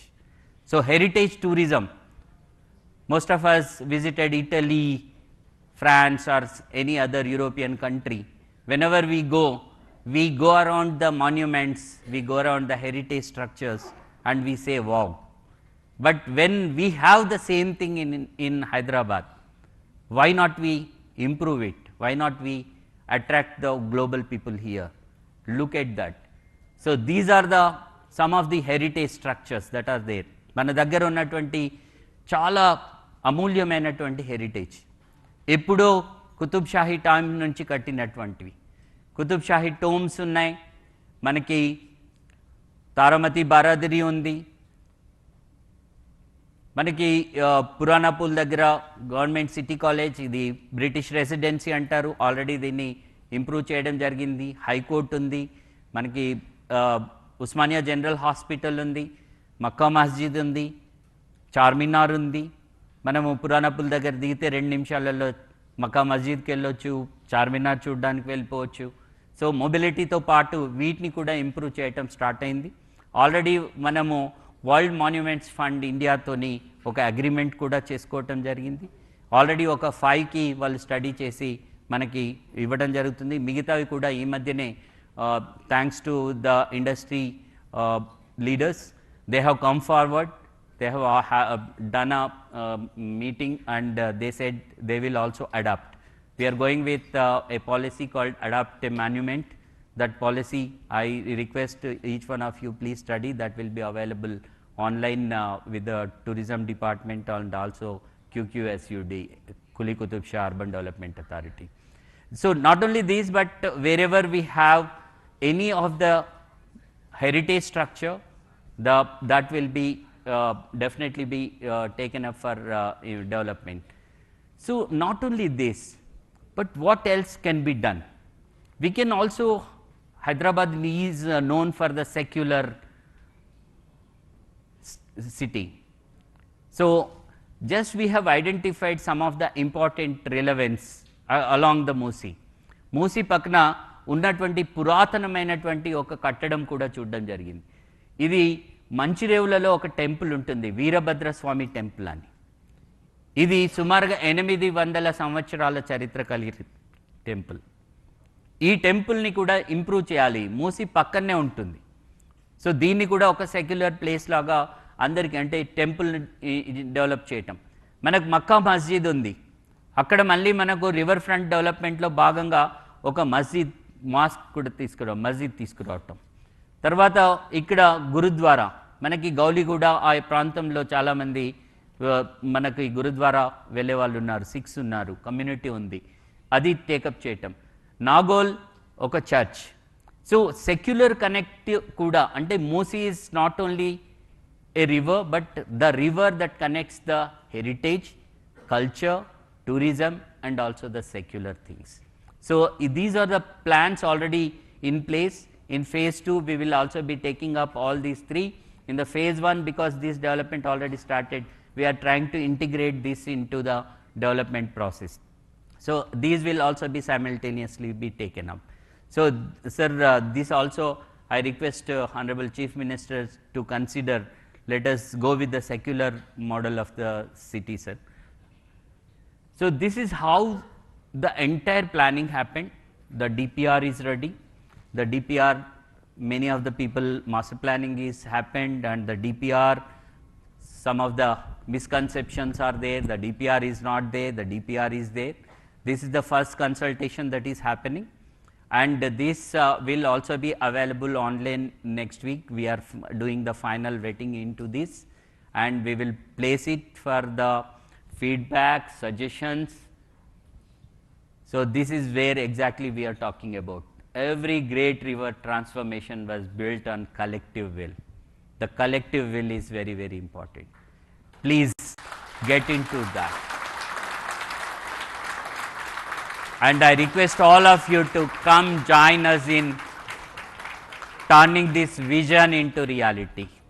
ఈ విజన్ని రియాలిటీకి తీసుకెళ్ళడానికి మీరందరూ మాతో కలిసి పనిచేయాలని చెప్పేసి ప్రత్యేకంగా కోరుతా ఉన్నాం. So as I was mentioning, అందరూ దయచేసి మీ యొక్క ఫీడ్బ్యాక్, సజెషన్స్, ఇప్పుడు మా ఆలోచన ఏముంది అనే దాంట్లో డిపిఆర్ని ఫర్మ్ అప్ చేస్తూ ఉన్నాం. దాంట్లో తప్పకుండా మీరు ఇచ్చే సజెషన్స్ని, సూచనల్ని తీసుకొని దాంట్లో తప్పకుండా మేము ఇన్కార్పొరేట్ చేస్తాం. This is the website. ఈ క్యూఆర్ కోడ్ కూడా చేయొచ్చు. ఈ వెబ్సైట్ ద్వారా మీరు సజెషన్స్ అండ్ మీ ఫీడ్బ్యాక్ ఇవ్వాల్సిందిగా కోరుతా ఉన్నాను. Thank you so much. Thanks for listening to me patiently.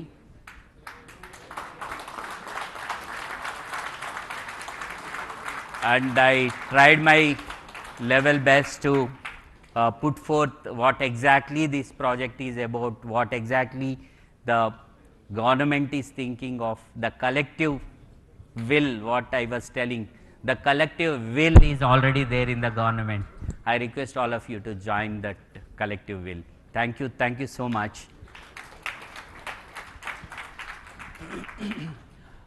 Now, in another 1-2 minutes, Honorable Chief Minister will give his views, thoughts, and address the August gathering. Thank you very much.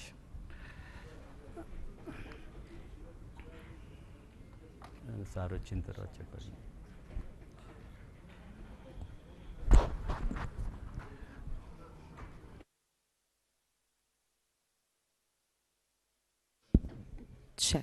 Check. Can we put the podium mic on, please?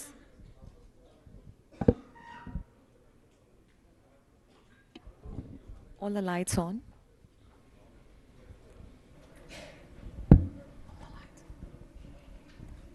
Check. Firstly, ladies and gentlemen, that was a wonderful, insightful presentation by Narasimha Reddy Garu. Big round of applause for him.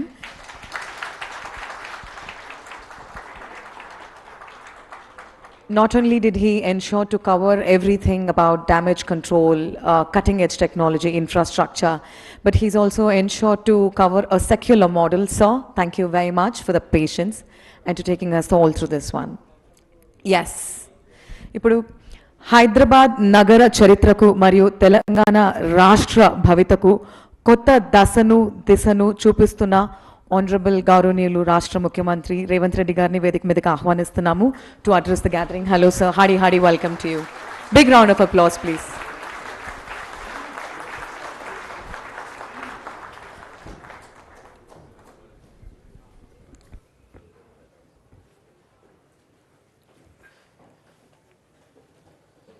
Telangana రాష్ట్ర ప్రభుత్వం తరఫున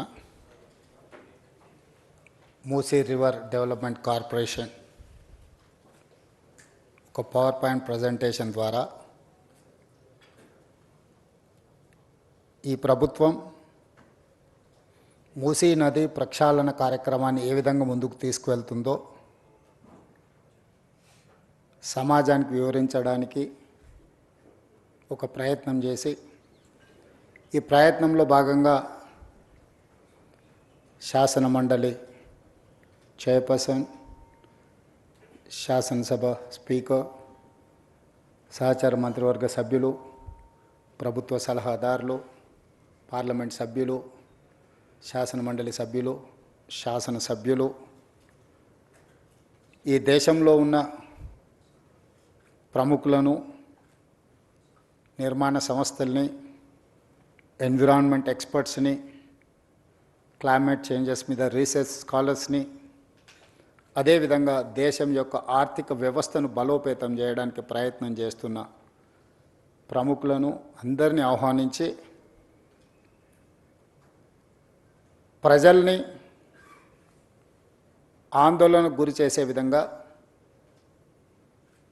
కొంతమంది ఉద్దేశపూర్వకంగా, ఇంకొంతమంది సంపూర్ణమైన సమాచారం లేకపోవడం వల్ల అసంపూర్తి సమాచారంతో అర్ధ సత్యాలను ప్రచారం చేయడం వల్ల ఒక రకమైన ఆందోళన చాలామంది మనసుల్లో ఉంది.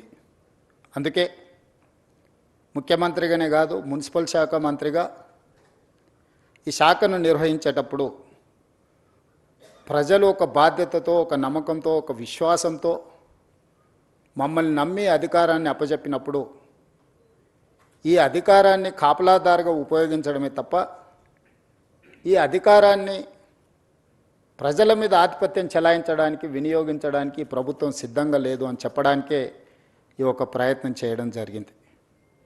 ఈ ప్రయత్నంలో పర్యావరణాన్ని ఏ విధంగా పరిరక్షించుకోవాలా, చరిత్రను ఒకసారి గమనించినప్పుడు చరిత్రలో నాగరికత ఏ ప్రాంతంలో అభివృద్ధి చెందినా నదీ పరివాహక ప్రాంతంలోనే నాగరికత విలసిల్లింది. ఆర్థిక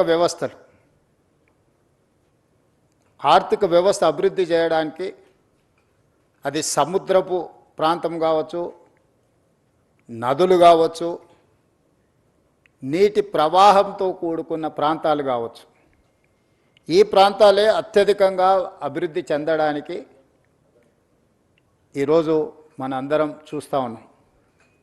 I have visited Thames River, I have visited Hudson River in New York, I have visited Thames River in London, I have visited Seoul, I have visited Singapore, I have visited Dubai, I have visited many places, including Ahmedabad, Sabarmati river front. I have seen many places. I have understood what is required, what is our future plan.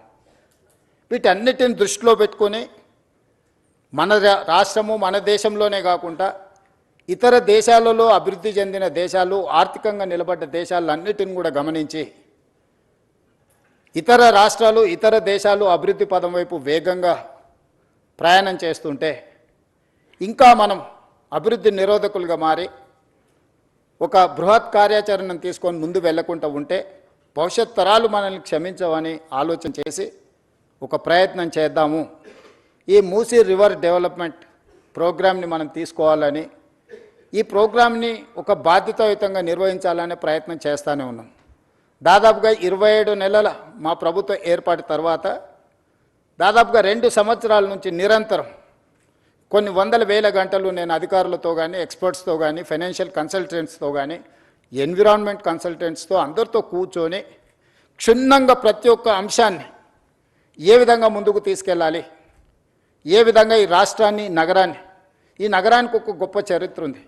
Quli Qutub షాయిలు, Nizam సర్కారులు Hyderabad నగరాన్ని నిర్మిస్తే, Nizam and Britisher Secunderabad నగరాన్ని నిర్మిస్తే, గత పాలకులు చంద్రబాబు నాయుడు గారు, రాజశేఖర రెడ్డి గారు హయాంలో సైబరాబాద్ నగరాన్ని నిర్మిస్తే ఈరోజు outer ring road inside core urban region దాదాపుగా 2100 స్క్వేర్ కిలోమీటర్స్, 1,34,00,000 జనాభా ఈరోజు నివసిస్తున్నారు.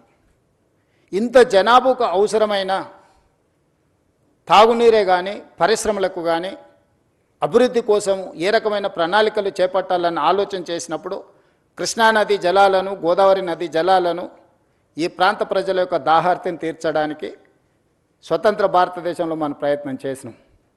కానీ ఒక గొప్ప విషయం ఈరోజు గమనించాల్సిన అవసరం ఉంది. నిజాం రాజు అయి ఉండొచ్చు, చక్రవర్తి అయి ఉండొచ్చు, నిజాం గారి మీద రకరకాల అభిప్రాయాలు చాలామందికి ఉండొచ్చు, చాలామంది నిజాం పరిపాలన ఒప్పుకొని ఉండొచ్చు, ఒప్పుకోకపోయి ఉండొచ్చు. కానీ నిజాంను ఒక విషయంలో మనందరం ఈరోజు ఆదర్శంగా తీసుకొని అభినందించాల్సినంత గొప్ప పనులు చేశాం. 1908లో ఉప్పెన వచ్చి ఈ నగరాన్ని కమ్మేసినప్పుడు 10 నుంచి 15,000 మంది ప్రాణాలు పోయినప్పుడు ఈసా నది, మూసా నది ఈ నగరంని కప్పేసి ఉప్పెనగా మారి వేలాది మంది ప్రాణాలను బలిగొన్నప్పుడు నిజాం ప్రభువులు చెల్లించిపోయి ఈ నగరంలో ప్రజలకు ఈ ప్రమాదం ఉండకూడదు, ఏమి చెయ్యాలని ఆలోచన చేసి 1908 వచ్చిన ఫ్లడ్స్లో ప్రపంచంలోనే ఎక్స్పర్ట్స్ కోసం టెండర్ పిలిచి మోక్షగుండం విశ్వేశ్వరయ్యను ఒక గొప్ప ఇంజనీర్ని ఈ వరదల్ని నియంత్రించడానికి, ఈ ఉపద్రవం నుంచి తన నగరాన్ని, తన ప్రజల్ని కాపాడుకోవడానికి ప్రణాళిక సిద్ధం చేసి ఆనాడు వారిచ్చిన ఆదేశాల మేరకు మోక్షగుండం విశ్వేశ్వరయ్య ఇచ్చిన డిజైన్స్, అనంతగిరి కొండల్లో నుంచి వచ్చే ముసా నది, పరిగి ప్రాంతం నుంచి వచ్చే ఈసా నది, ఈ రెండింటి యొక్క వరదల్ని నియంత్రించడానికి, నియంత్రించిన నీళ్లను ప్రజలకు ఉపయోగించడానికి ఒక పక్కన హిమాయత్ సాగర్, ఇంకొక పక్కన ఉస్మాన్ సాగర్ని నిర్మించి 1921 104 సంవత్సరాల క్రితం నిర్మించిన ఉస్మాన్ సాగర్, హిమాయత్ సాగర్ ఈ రోజుకి హైదరాబాద్ ప్రజల యొక్క దాహార్తిని తీరుస్తున్నాయి. 100 సంవత్సరాలు పూర్తయిన చెక్కు చెదరకుండా కట్టడాలు వరదల్ని నియంత్రించడమే కాకుండా హైదరాబాద్ నగర ప్రజల్ని కాపాడడమే కాకుండా ఈ నగరానికి వ్యాపారం కోసము, విద్య కోసము, ఉపాధి కోసం వచ్చే కోట్లాది మంది దాహార్తిని తీర్చే ప్రాజెక్టులుగా ఈరోజు ఒక గొప్ప మన్నన పొందిన ప్రాజెక్టులు నిజాం ప్రభువు నిర్మించిండు. 110 సంవత్సరాల క్రితము నిజాం సర్కారే ఇంత గొప్ప విజన్ తోటి నదీ పరివాహక ప్రాంతాన్ని కేవలం తాగునీరు కోసం ఉపయోగించలే, historical heritage structures, Taramati Baradari నుంచి మొదలు పెడితే Charminar, Salarjung museum, high court, city college, you name it anything, Quli Qutub Shahi tombs నుంచి మొదలు పెడితే ఒక గొప్ప సంస్కృతిని, వారసత్వ సంపదను, Osmania hospital, Osmania university, city hall, town hall, today it is council, member of legislative council 16th నుంచి అక్కడ నడపబోతున్నాం. స్వతంత్రం వచ్చిన తర్వాత మనం ఏర్పాటు చేసుకున్న మొట్టమొదటి శాసనసభ సమావేశాలు ఆ టౌన్ హాల్లోనే ఆ రోజు మనకు అవకాశం వచ్చింది. ఈ విధంగా ఒక గొప్ప వారసత్వ సంపదను, ఒక గొప్ప గుర్తింపును, ప్రపంచంలోనే ఒక మేటి నగరంగా నిజాం సర్కారు మనకు అందించిన ఈ హైదరాబాద్ నగరాన్ని ఇలాగే వదిలేద్దామా? ప్రపంచంలో జరుగుతున్న పరిణామాలు, పర్యావరణ మార్పులను పరిగణలోకి తీసుకోవాల్సిన అవసరం ఉన్నదా లేదా మనందరం ఆలోచన చేయాలి. ఈరోజు నేను ఎవరిని విమర్శించదలుచుకోలేదు, విమర్శించిన సమయాన్ని నేను వృధా చేసుకోదలుచుకోలేదు, కానీ నేను విజ్ఞప్తి చేయదలుచుకున్నాను. 12 సంవత్సరాలు కేంద్రంలో అధికారంలో ఉన్నవాళ్ళు, 10 సంవత్సరాలు రాష్ట్రంలో అధికారం ఉన్నవాళ్ళు, అభివృద్ధి చేసి తెలంగాణ స్టేట్ని గ్లోబల్ ముఖ చిత్రంలో పెట్టినామని చెప్పేవాళ్ళు, లేకపోతే మాకు ఇంటర్నేషనల్ ఎక్స్పోజర్ ఉంది, లేకపోతే మాకు అపారమైన మేధా సంపత్తి ఉందని చెప్పేవాళ్ళు ఎందుకు ఈరోజు ఈ ప్రాజెక్టులను అడ్డుకునే ప్రయత్నం చేస్తున్నారు? ఎందుకు సూచనలు ఇవ్వడానికి ప్రయత్నం చేస్తలేరు? If I do something wrong, you tell me what is that wrong, you find out, you suggest. I'm there to take your suggestions, I'm there to implement your suggestions, but you are simply saying that no. No is not solution for Musi Rejuvenation. This is what my answer. This is how I am going to react. ఈ రోజు ఏం చెయ్యాలనుకుంటున్నామో సాంకేతిక పరంగా ప్రపంచంలో ఎక్స్పర్ట్స్ని అందరిని ఒక దగ్గర కూర్చోబెట్టి, మన్హాటన్ నుంచి మొదలు పెడితే Cushman Wakefield, Rio, these are the world's best experts in financial consultants, in water reservation and construction side. So we are paying almost 160 crores for those consultants for this project. We have not appointed this consultant just like that. We have called global tenders. We have seen everything. We have seen their completion projects.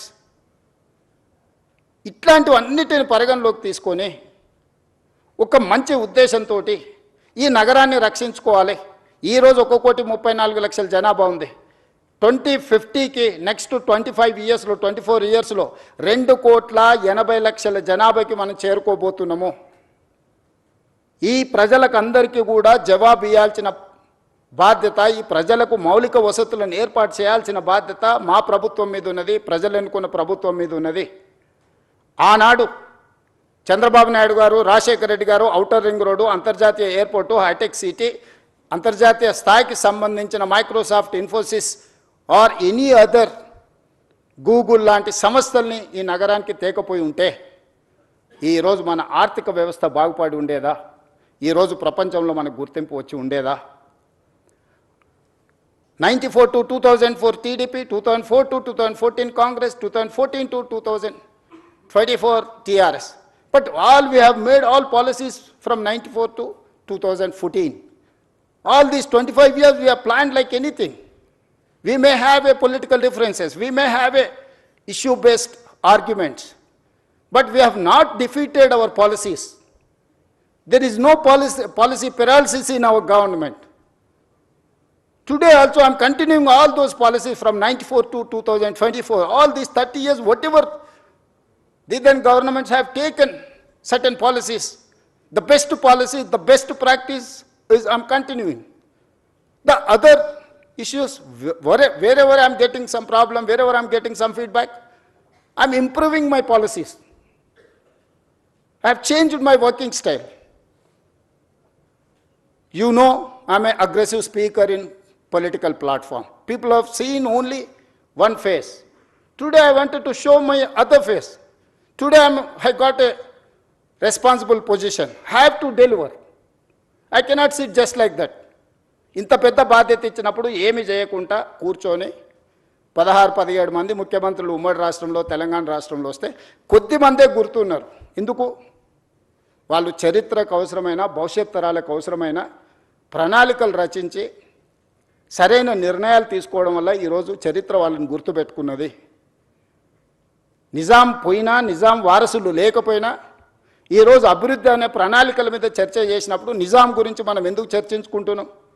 రాచరికంలో ఉన్న ఒక రాజు గురించి ఈరోజు మనం అతన్ని చర్చించకుండా మనకు చరిత్రనే లేదు.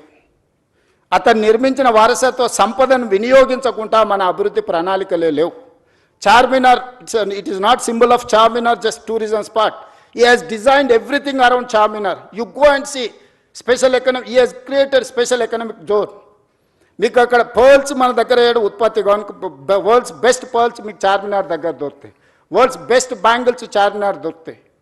మీకు పత్తర్ గట్టి, కబూతర్ ఖానా, Mozamjahi market, you see everything. ప్రపంచంలో దొరికే ప్రతి వస్తువును గుల్జార్ హౌస్ నుంచి మొదలు పెడితే చార్మినార్ చుట్టూతా ఒక స్పెషల్ ఎకనామిక్ జోన్ను నిజాం సర్కార్ క్రియేట్ చేసింది. కాబట్టి ప్రపంచంలో ఏ పర్యాటకులకు వచ్చినా ఆడపిల్లలకు గాజులు కొనుక్కోవాలన్నా, లేకపోతే కన్న కూతుర్లకి మీకు పర్ల్స్ కొనుక్కోవాలనుకున్నా, లేకపోతే ఇతర ఏం కొనుక్కోవాలన్నా, ఏ రకమైన పక్షులు, జంతువులు ప్రపంచంలో ఎలాంటి పక్షిని, ఎలాంటి జంతువుని చూడాలన్నా కబూతర్ ఖానాకి వెళ్తే నువ్వు అన్నీ చూడగలుగుతావు. ప్రపంచంలో పండించే ప్రతి ఫ్రూట్ని మోజంజాయ్ మార్కెట్కి వెళ్తే మనం చూడగలుగుతాం. ప్రపంచంలో ఉండే ప్రతి వస్తువును ఆ చార్మినార్ చుట్టూతా ఒక స్పెషల్ ఎకనామిక్ జోన్. సో ప్రతి అంశాన్ని నిజాం ఆ రోజు విజువలైజ్ చేసి భవిష్యత్ తరాలకు ఏం అవసరం ఉందో ఒక స్పెషల్ ఎకనామిక్ జోన్నే మనకి ఇచ్చిండు. ఎడ్యుకేషనల్ ఇన్స్టిట్యూట్, ఉస్మానియా యూనివర్సిటీ నుంచి Nizam college, Aliya junior college, NIMS orthopaedic, Niloufer hospital, you see every specialisation. ఈరోజు కార్పొరేట్ హాస్పిటల్స్ మేము స్పెషలైజ్ చేసినాం, స్పెషలైజ్డ్ హాస్పిటల్స్ ప్రారంభించినామని ఈరోజు చెప్తారు. కానీ 100 years back, way back, Nizam has created everything. ఇంత అద్భుతమైన నగరాన్ని మనకు వారసత్వం ఇస్తే ఈ గొప్ప మూసా నది, ఈసా నది సంగమం, ఎక్కడైతే సముద్రాల సంగమం, నదుల సంగమం ఉందో, మహాత్మా గాంధీ గారిని ఆనాటి దుర్మార్గులు పొట్టన పెట్టుకుంటే వారి అస్థికలను, వారి స్ఫూర్తినివ్వడానికి వివిధ రాష్ట్రాలకు, దేశంలో వివిధ ప్రాంతాలలో పెట్టారు. కన్యాకుమారి దగ్గర 2 సముద్రాలు కలిసే చోట మహాత్మా గాంధీ గారి యొక్క అస్థికలను పెట్టడం ద్వారా ఈరోజు అదొక పెద్ద పర్యాటక కేంద్రంగా ప్రపంచం అంతా అక్కడికి వచ్చి చూస్తుంది. కన్యాకుమారిలో ఏదైతే నిర్ణయం తీసుకొని పెట్టినరో ఈరోజు మూసా, ఈసా నదుల సంగమం లంగర్ హౌజ్లో కూడా బాపు ఘాట్ కూడా అలాంటిదే. కానీ బాపు ఘాట్ ఎందుకు కనుమరుగైంది? బాపు ఘాట్ ఉంది, 2 నదుల సంగమం అని ఇక్కడున్న ఎంతమంది మనం గుర్తించి మనం ఆ ప్రాంతాన్ని చూడడానికి మనం వెళ్తున్నాం? ఎందుకు మనం ఇంత వారసత్వ సంపదను మనం ఎందుకు కోల్పోతున్నాం? ఈరోజు మూసా నది, ఈసా నదితో మూసీ నదిని పునరుజ్జీవింపజేయడానికి సమస్య అవుతుంది అనుకున్నప్పుడు ఈరోజు గోదావరి నదీ జలాలను 20 TMCలను తరలించి దాదాపుగా 2.5-3 TMCలు నిరంతరం హైదరాబాద్ నగరంలో ప్రవహించే మూసీ నదిలో కంటిన్యూస్గా ఆ నీటిని ప్రవహింపజేయాలని మిగతా 17.5 TMC హైదరాబాద్ నగర ప్రజల యొక్క దాహార్తిని తీర్చడానికి ఈరోజు పనులను ప్రారంభించినాం. ఈరోజు మీరు ఎంతసేపు ఉన్న రంగారెడ్డి జిల్లా హైదరాబాద్కు పరిమితం అయిపోయి ఆలోచన చేస్తున్నాం. ఈరోజు ఇక్కడ నివాసాలు ఏర్పరచుకున్న వాళ్ళకి జరుగుతున్న సమస్యల గురించి మనం చర్చిస్తున్నాం. నేను కూడా సానుభూతితో ఉన్నాను. కానీ కిందున్న నల్గొండ గురించి ఒక్కరైనా ఆలోచన చేస్తుండ్రా? ఈరోజు ఫార్మా కంపెనీల కాలుష్యము, నగరంలో వెదజల్లుతున్న కాలుష్యము, నగరంలో ఉన్న డ్రైనేజీలు, ఆత్మహత్యలు చేసుకున్న మనుషుల కలేబరాలు, అంబర్పేటలో ఉన్న శ్మశాన వాటికలు, ఈ మూసీ నదిలో చనిపోతున్న పశువుల కలేబరాలు, ఒక విషం, ఒక కాలుష్యం, అది కాలుష్యం దాటి విషంగా మారి ఈరోజు నల్గొండ ప్రజల జీవితాలను అతలాకుతలం చేస్తుంది. ఒక స్టడీస్ ప్రకారము world health organisation has given ఇక్కడ లివబుల్ కండిషన్స్లో ఇది నివాసయోగ్యమైన ప్రాంతం కాదు బికాజ్ ఆఫ్ ఫ్లోరైడ్ అని చెప్పి ఒక పక్కన నల్గొండ ప్రజలకు ప్రకృతే ఒక శిక్ష విధిస్తే, ఈరోజు మానవ తప్పిదాల వల్ల ఈరోజు మూసీ నది పరివాహక ప్రాంతంలో ఉన్న గ్రామాలు భువనగిరి నుంచి ఆలేరు వరకు, ఆ కిందికి వెళ్తే వాడపల్లి వరకు వెళ్తే ఆ నదీ పరివాహక ప్రాంతంలో నివసిస్తున్న వాళ్లకు ఆడపిల్లలకు పెళ్ళి అయితే ప్రెగ్నెన్సీ ప్రాబ్లమ్స్ ఉన్నాయి. ఈరోజు ఆ ప్రాంతంలో పిల్లనివ్వడానికి వెనక ముందు ఆలోచన చేస్తున్నారు. ఆ ప్రాంతంలో పండించే పంటలు ఈ నీళ్లను వినియోగించడం వల్ల తినడానికి ఉపయోగం లేని పరిస్థితులు వచ్చినాయి. ఆ ప్రాంతంలో పండించిన కూరగాయలు కానీ, ఆ ప్రాంతంలో పండించిన పంటలు కానీ తింటే వాటి వల్ల వచ్చే సమస్యలు అనంతము. నల్గొండ జిల్లా ప్రజలకి శిక్ష అవసరం ఉందా? ఆ ప్రజల్ని కాపాడాల్సిన బాధ్యత ఎవరు? నల్గొండ ప్రజలు మన వాళ్ళు కాదా? మనతో లేరా? రంగారెడ్డి జిల్లాలో మొదలైన మూసా ఈసా నది హైదరాబాద్కు నగరకు రాగానే కలుషితం అయిపోయింది, వ్యర్థాలతో నిండిపోయింది. మానవ కలేబరాలతోని, పశువుల కలేబరాలతోని, పరిశ్రమలు వెదజల్లుతున్న కాలుష్యంతో ఈరోజు భరించలేని కంపు. ఒకనాడు ఎంత విశాలంగా ఉన్న మూసీ నది ఇవాళ మీకు అందరికీ హిస్టరీ అంతా, చరిత్రను అంతా కూడా మా అధికారులు మీకు చూపించే ప్రయత్నం చేసిండ్రు, వాస్తవాలను వివరించే ప్రయత్నం చేశారు. అలాంటి చరిత్ర ఈరోజు కాలగర్భంలో కలిసిపోతుంది. మన చరిత్రను మనమే ఉద్దేశపూర్వకంగా రాజకీయ అవసరాల కోసం, రాజకీయ ప్రయోజనాల కోసం దీన్ని చరిత్ర కాలగర్భంలో కలిపేద్దామా, లేకపోతే నగరం యొక్క చరిత్రను పునరుజ్జీవింపజేసుకుందామా? ఈరోజు మేము తీసుకొస్తున్న ప్రాజెక్ట్ ఎవరికి వ్యతిరేకం కాదే. ఈరోజు ఒకప్పుడు హైదరాబాద్లో 30 ఫీట్ల రోడ్లు ఉండేవి.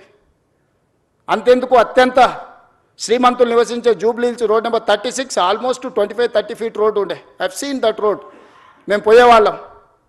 ఈరోజు 150 ఫీట్లకు విస్తరించిన రోడ్ నెంబర్ 45 40 ఫీట్లు ఉండేది. ఈరోజు 150 ఫీట్ రోడ్ అయింది.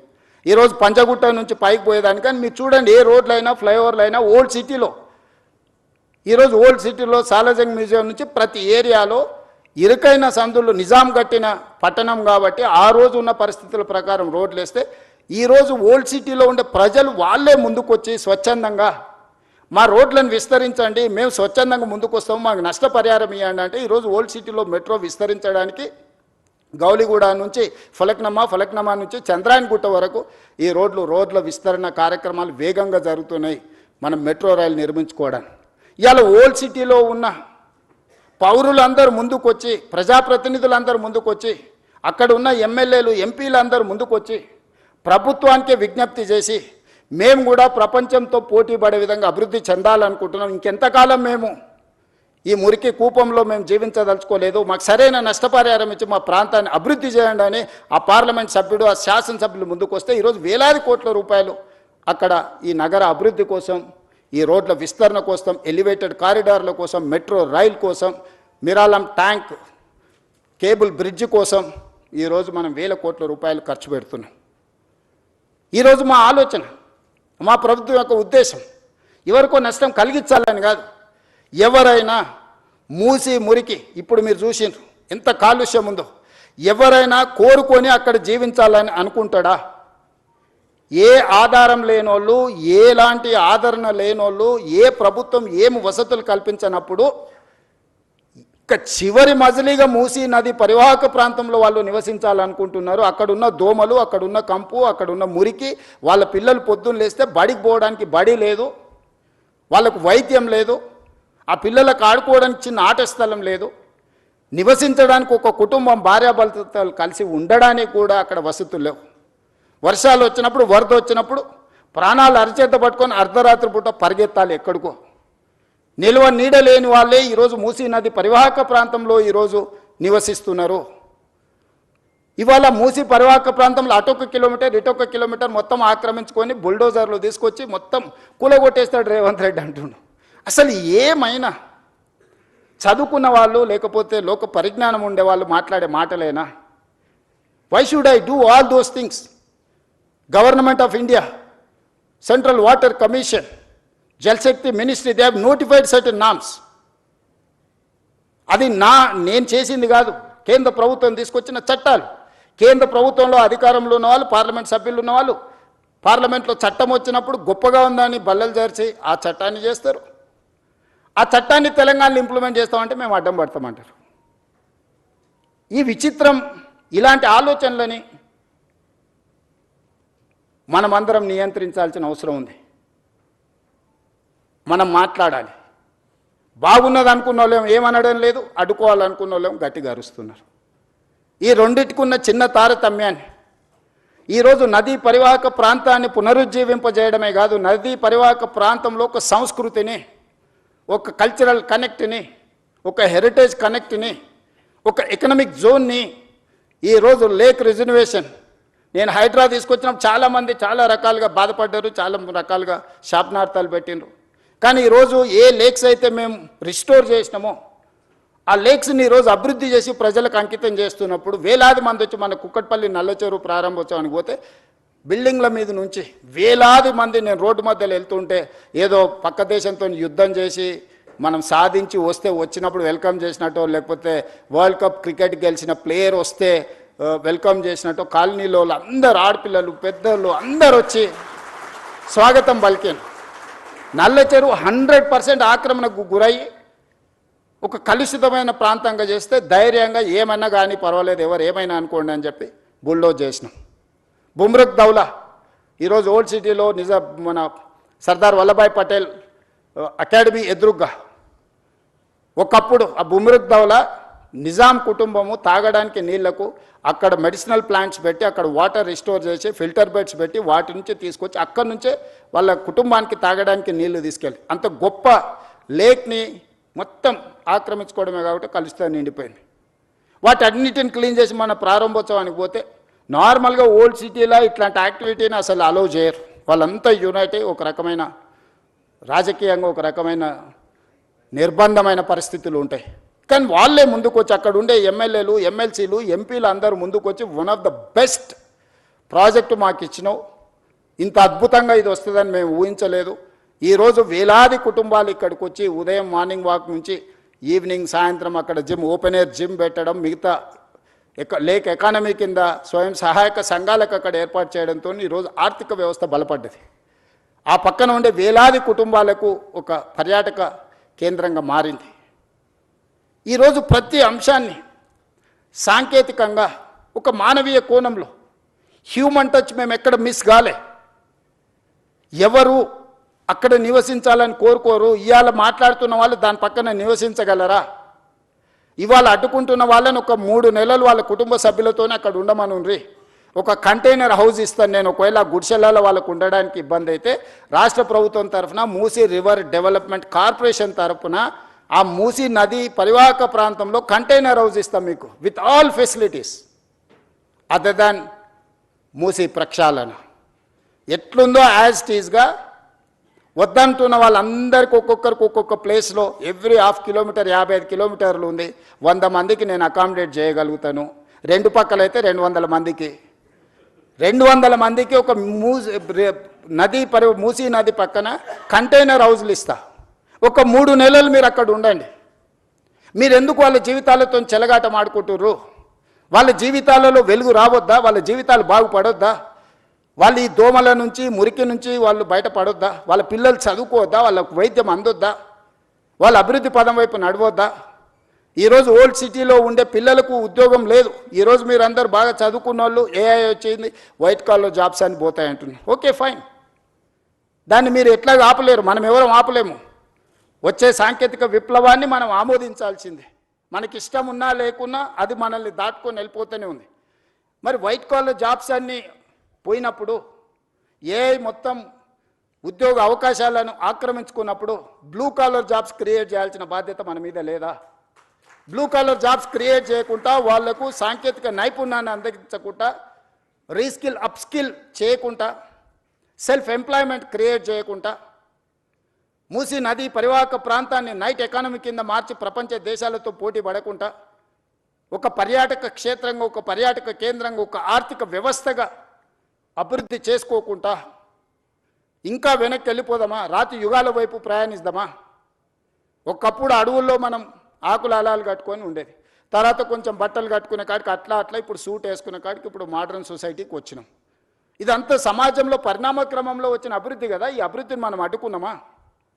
100 సంవత్సరాల క్రితం వచ్చిన వరదల్ని దృష్టిలో పెట్టుకొని నిజాం చేసిన దాంట్లో 10% కూడా ఈరోజు మనం చేయాలనే ప్రయత్నం చేయకపోతే ఈ చరిత్ర మనల్ని క్షమిస్తుందా? ఈ చరిత్ర తిరగ రాసుకోవాల్సిన అవసరము, ఇప్పుడు రాయకపోతే ఎప్పుడు రాయలేమన్న పరిస్థితులు ఈ మేధావులకు అర్థం కావడం లేదా? ఇవాళ defence, they don't give even single inch of land, they don't allow you to see that land. Today I wanted to appreciate my army people and my defense minister. He has prepared to give 100+ acres in Gandhi Sarovar, where our army people are training, Agniveers are training there. They have decided to shift their Agniveer training camp some other place, and they are giving 100+ acres for this Gandhian ideology, where the Musi is going to come up. అంటే దేశ సరిహద్దుల్లో భద్రతగా ఉండి దేశాన్ని కాపాడే వీర సైనికులు కూడా వందలాది ఎకరాల వాళ్ళ భూములను మూసీ నది ప్రక్షాళన కోసం ముందుకొచ్చి అప్పజెప్తుంటే, ఇవి ప్రభుత్వ భూములు చాలా వరకు, లేదా ప్రభుత్వ నిబంధనలకు ప్రైవేట్ భూములు ఉన్నా ప్రభుత్వ నిబంధనలు ఉన్నాయి. ఈరోజు గండిపేట నుంచి బాపు ఘాట్ వరకు 100 మీటర్ల బెడ్ విడ్త్లో నీళ్లు ప్రవహిస్తాయి. బోత్ సైడ్ 50 మీటర్ల బెడ్ విడ్త్లో రోడ్లు, ఇన్ఫ్రాస్ట్రక్చరు, ఎకనామిక్ జోన్, ఎవ్రీథింగ్ వస్తుంది. అంటే నది సెంటర్ నుంచి లెక్క పెడితే ఇటు సైడ్ ఒక 100 మీటర్లు, ఇటు సైడ్ ఒక 100 మీటర్లు, కంప్లీట్గా 200 మీటర్ల లోపలనే నీళ్లను నియంత్రించడమే కాకుండా నీళ్లకు సరైన దారి. ఈరోజు మీరు ఎస్టీ పిల్లల పైప్ లైన్లన్నీ మూసీ నదిలో కట్టిండ్రు, మధ్యలో కట్టిరు. వరద రాగానే అడ్డుకోవడంతో ఆ నీళ్లు కాలనీలకు వస్తున్నాయి. చెత్త వేయడం వల్ల, డెబ్రీస్ వేయడం వల్ల, కన్స్ట్రక్షన్ మెటీరియల్ మొత్తం తీసుకువెళ్ళి డంప్ చేయడం వల్ల అవి నిండడం వల్ల నీళ్ళు అక్కడి వరకు వేగంగా వచ్చి ఆగిపోతున్నాయి. ఒక దగ్గర 500 ఫీట్లు ఉంది, ఒక దగ్గర 50 ఫీట్లు ఉంది మూసీ నది. 500 ఫీట్లలో ఉండే వరద 50 ఫీట్లకు రాగానే మొత్తం నీళ్ళు నిండి వెనక్కి వచ్చి కాలనీలన్నీ నీటిమయం అయిపోతున్నాయి. ఎన్ని వేల మంది నిరాశ్రయులైన, 10 లక్షల మంది పోయినసారి 2019-20లో వరదలు వచ్చినప్పుడు మొత్తం వాళ్ళ సర్వం కోల్పోయినారు. నేను ఎంపీని, ప్రతి కాలనీ నేను తిరిగి వచ్చిన. జల్పల్లిలో ఈరోజు కూడా ఫస్ట్ ఫ్లోర్ వరకు నీళ్ళు వచ్చి ఆగిపోయినాయి, నీళ్ళు బయటికి పోవడం లేదు. జల్పల్లి ప్రాంతంలో కాలనీలు మునిగిపోయినాయి. ఈరోజు నీళ్లు మనం ఉన్న ప్రాంతాలకు వస్తలేవు. నీళ్లున్న ప్రాంతాన్ని మనం పోవడం వల్ల వాటికి దారి తెలవక అవి మన దగ్గరకు వస్తున్నాయి. నీళ్లుండే ప్రాంతాన్ని నీళ్లకు వదిలేస్తే నీళ్లు మన దగ్గరికి ఎందుకు వస్తాయి? ఈరోజు కాలనీలకు లేకపోతే సిటీలకు నీళ్లు వస్తున్నాయంటే ఆ నీళ్లు ప్రవహించే చెరువులు కావచ్చు, కుంటలు కావచ్చు, నాలాలు కావచ్చు, మూసీ నది కావచ్చు, ఆ నీటి పరివాహక ప్రాంతాలను మనం ఆక్రమించుకోవడం వల్ల all these are man made disasters. We have created all those disaster. వాటికి ఏ దారి తెలియక మన దారిలోకి వస్తున్నాయి, మన ఇంట్లోకి వస్తున్నాయి. వాటిని పకడ్బందీ ప్రణాళికతోటి మూసీ నది, ఈసా నది, గోదావరి నది నదుల త్రివేణి సంగమాన్ని తీసుకెళ్ళి కృష్ణా నదిలో కలవడానికి అవసరమైన అభివృద్ధి కార్యక్రమాలు చేసినప్పుడు ఈ నదులు మన సంస్కృతిని, నాగరికతనే కాదు మన ఆర్థిక ప్రయోజనాన్ని చేకూర్చడానికి, ప్రపంచంలో మన గౌరవాన్ని పెంచడానికి ఉపయోగపడుతుంది. ఈరోజు మూసీ నది పునరుద్ధరణ కార్యక్రమం బ్యూటిఫికేషన్ లేకపోతే లూటిఫికేషన్ అని కొంతమంది తెలివితేటలన్నీ ప్రదర్శించి ఏదైతే మాట్లాడుతుందో, గాంధీ స్టాచ్యూకే 5,000 కోట్లు ఖర్చు పెడుతున్నారు అన్నారు. Hardly we are spending for Gandhi statue 70 crores, maybe I don't know exact calculation, 70-75 crores. They have spent 220 crores for Ambedkar statue. We have not opposed for that. Yes, we need Ambedkar ideology. At the same time, we need Gandhian ideology. Yes, conquer one country without any violence, with peace. He won one war. ప్రపంచంలో ఒక యుద్ధాన్ని శాంతితోని గెలవచ్చని ప్రపంచానికి గొప్ప సందేశం ఇచ్చిన వ్యక్తి ఎవరంటే మహాత్మా గాంధీ. ఒక దేశం యొక్క స్వతంత్రాన్ని శాంతి ద్వారా సాధించిన వాళ్ళు ఈ భూమి మీదనే పుట్టలేదు ఇంతవరకు. ఈ ప్రపంచంలో ఎవరికీ అంత గొప్ప చరిత్ర లేదు.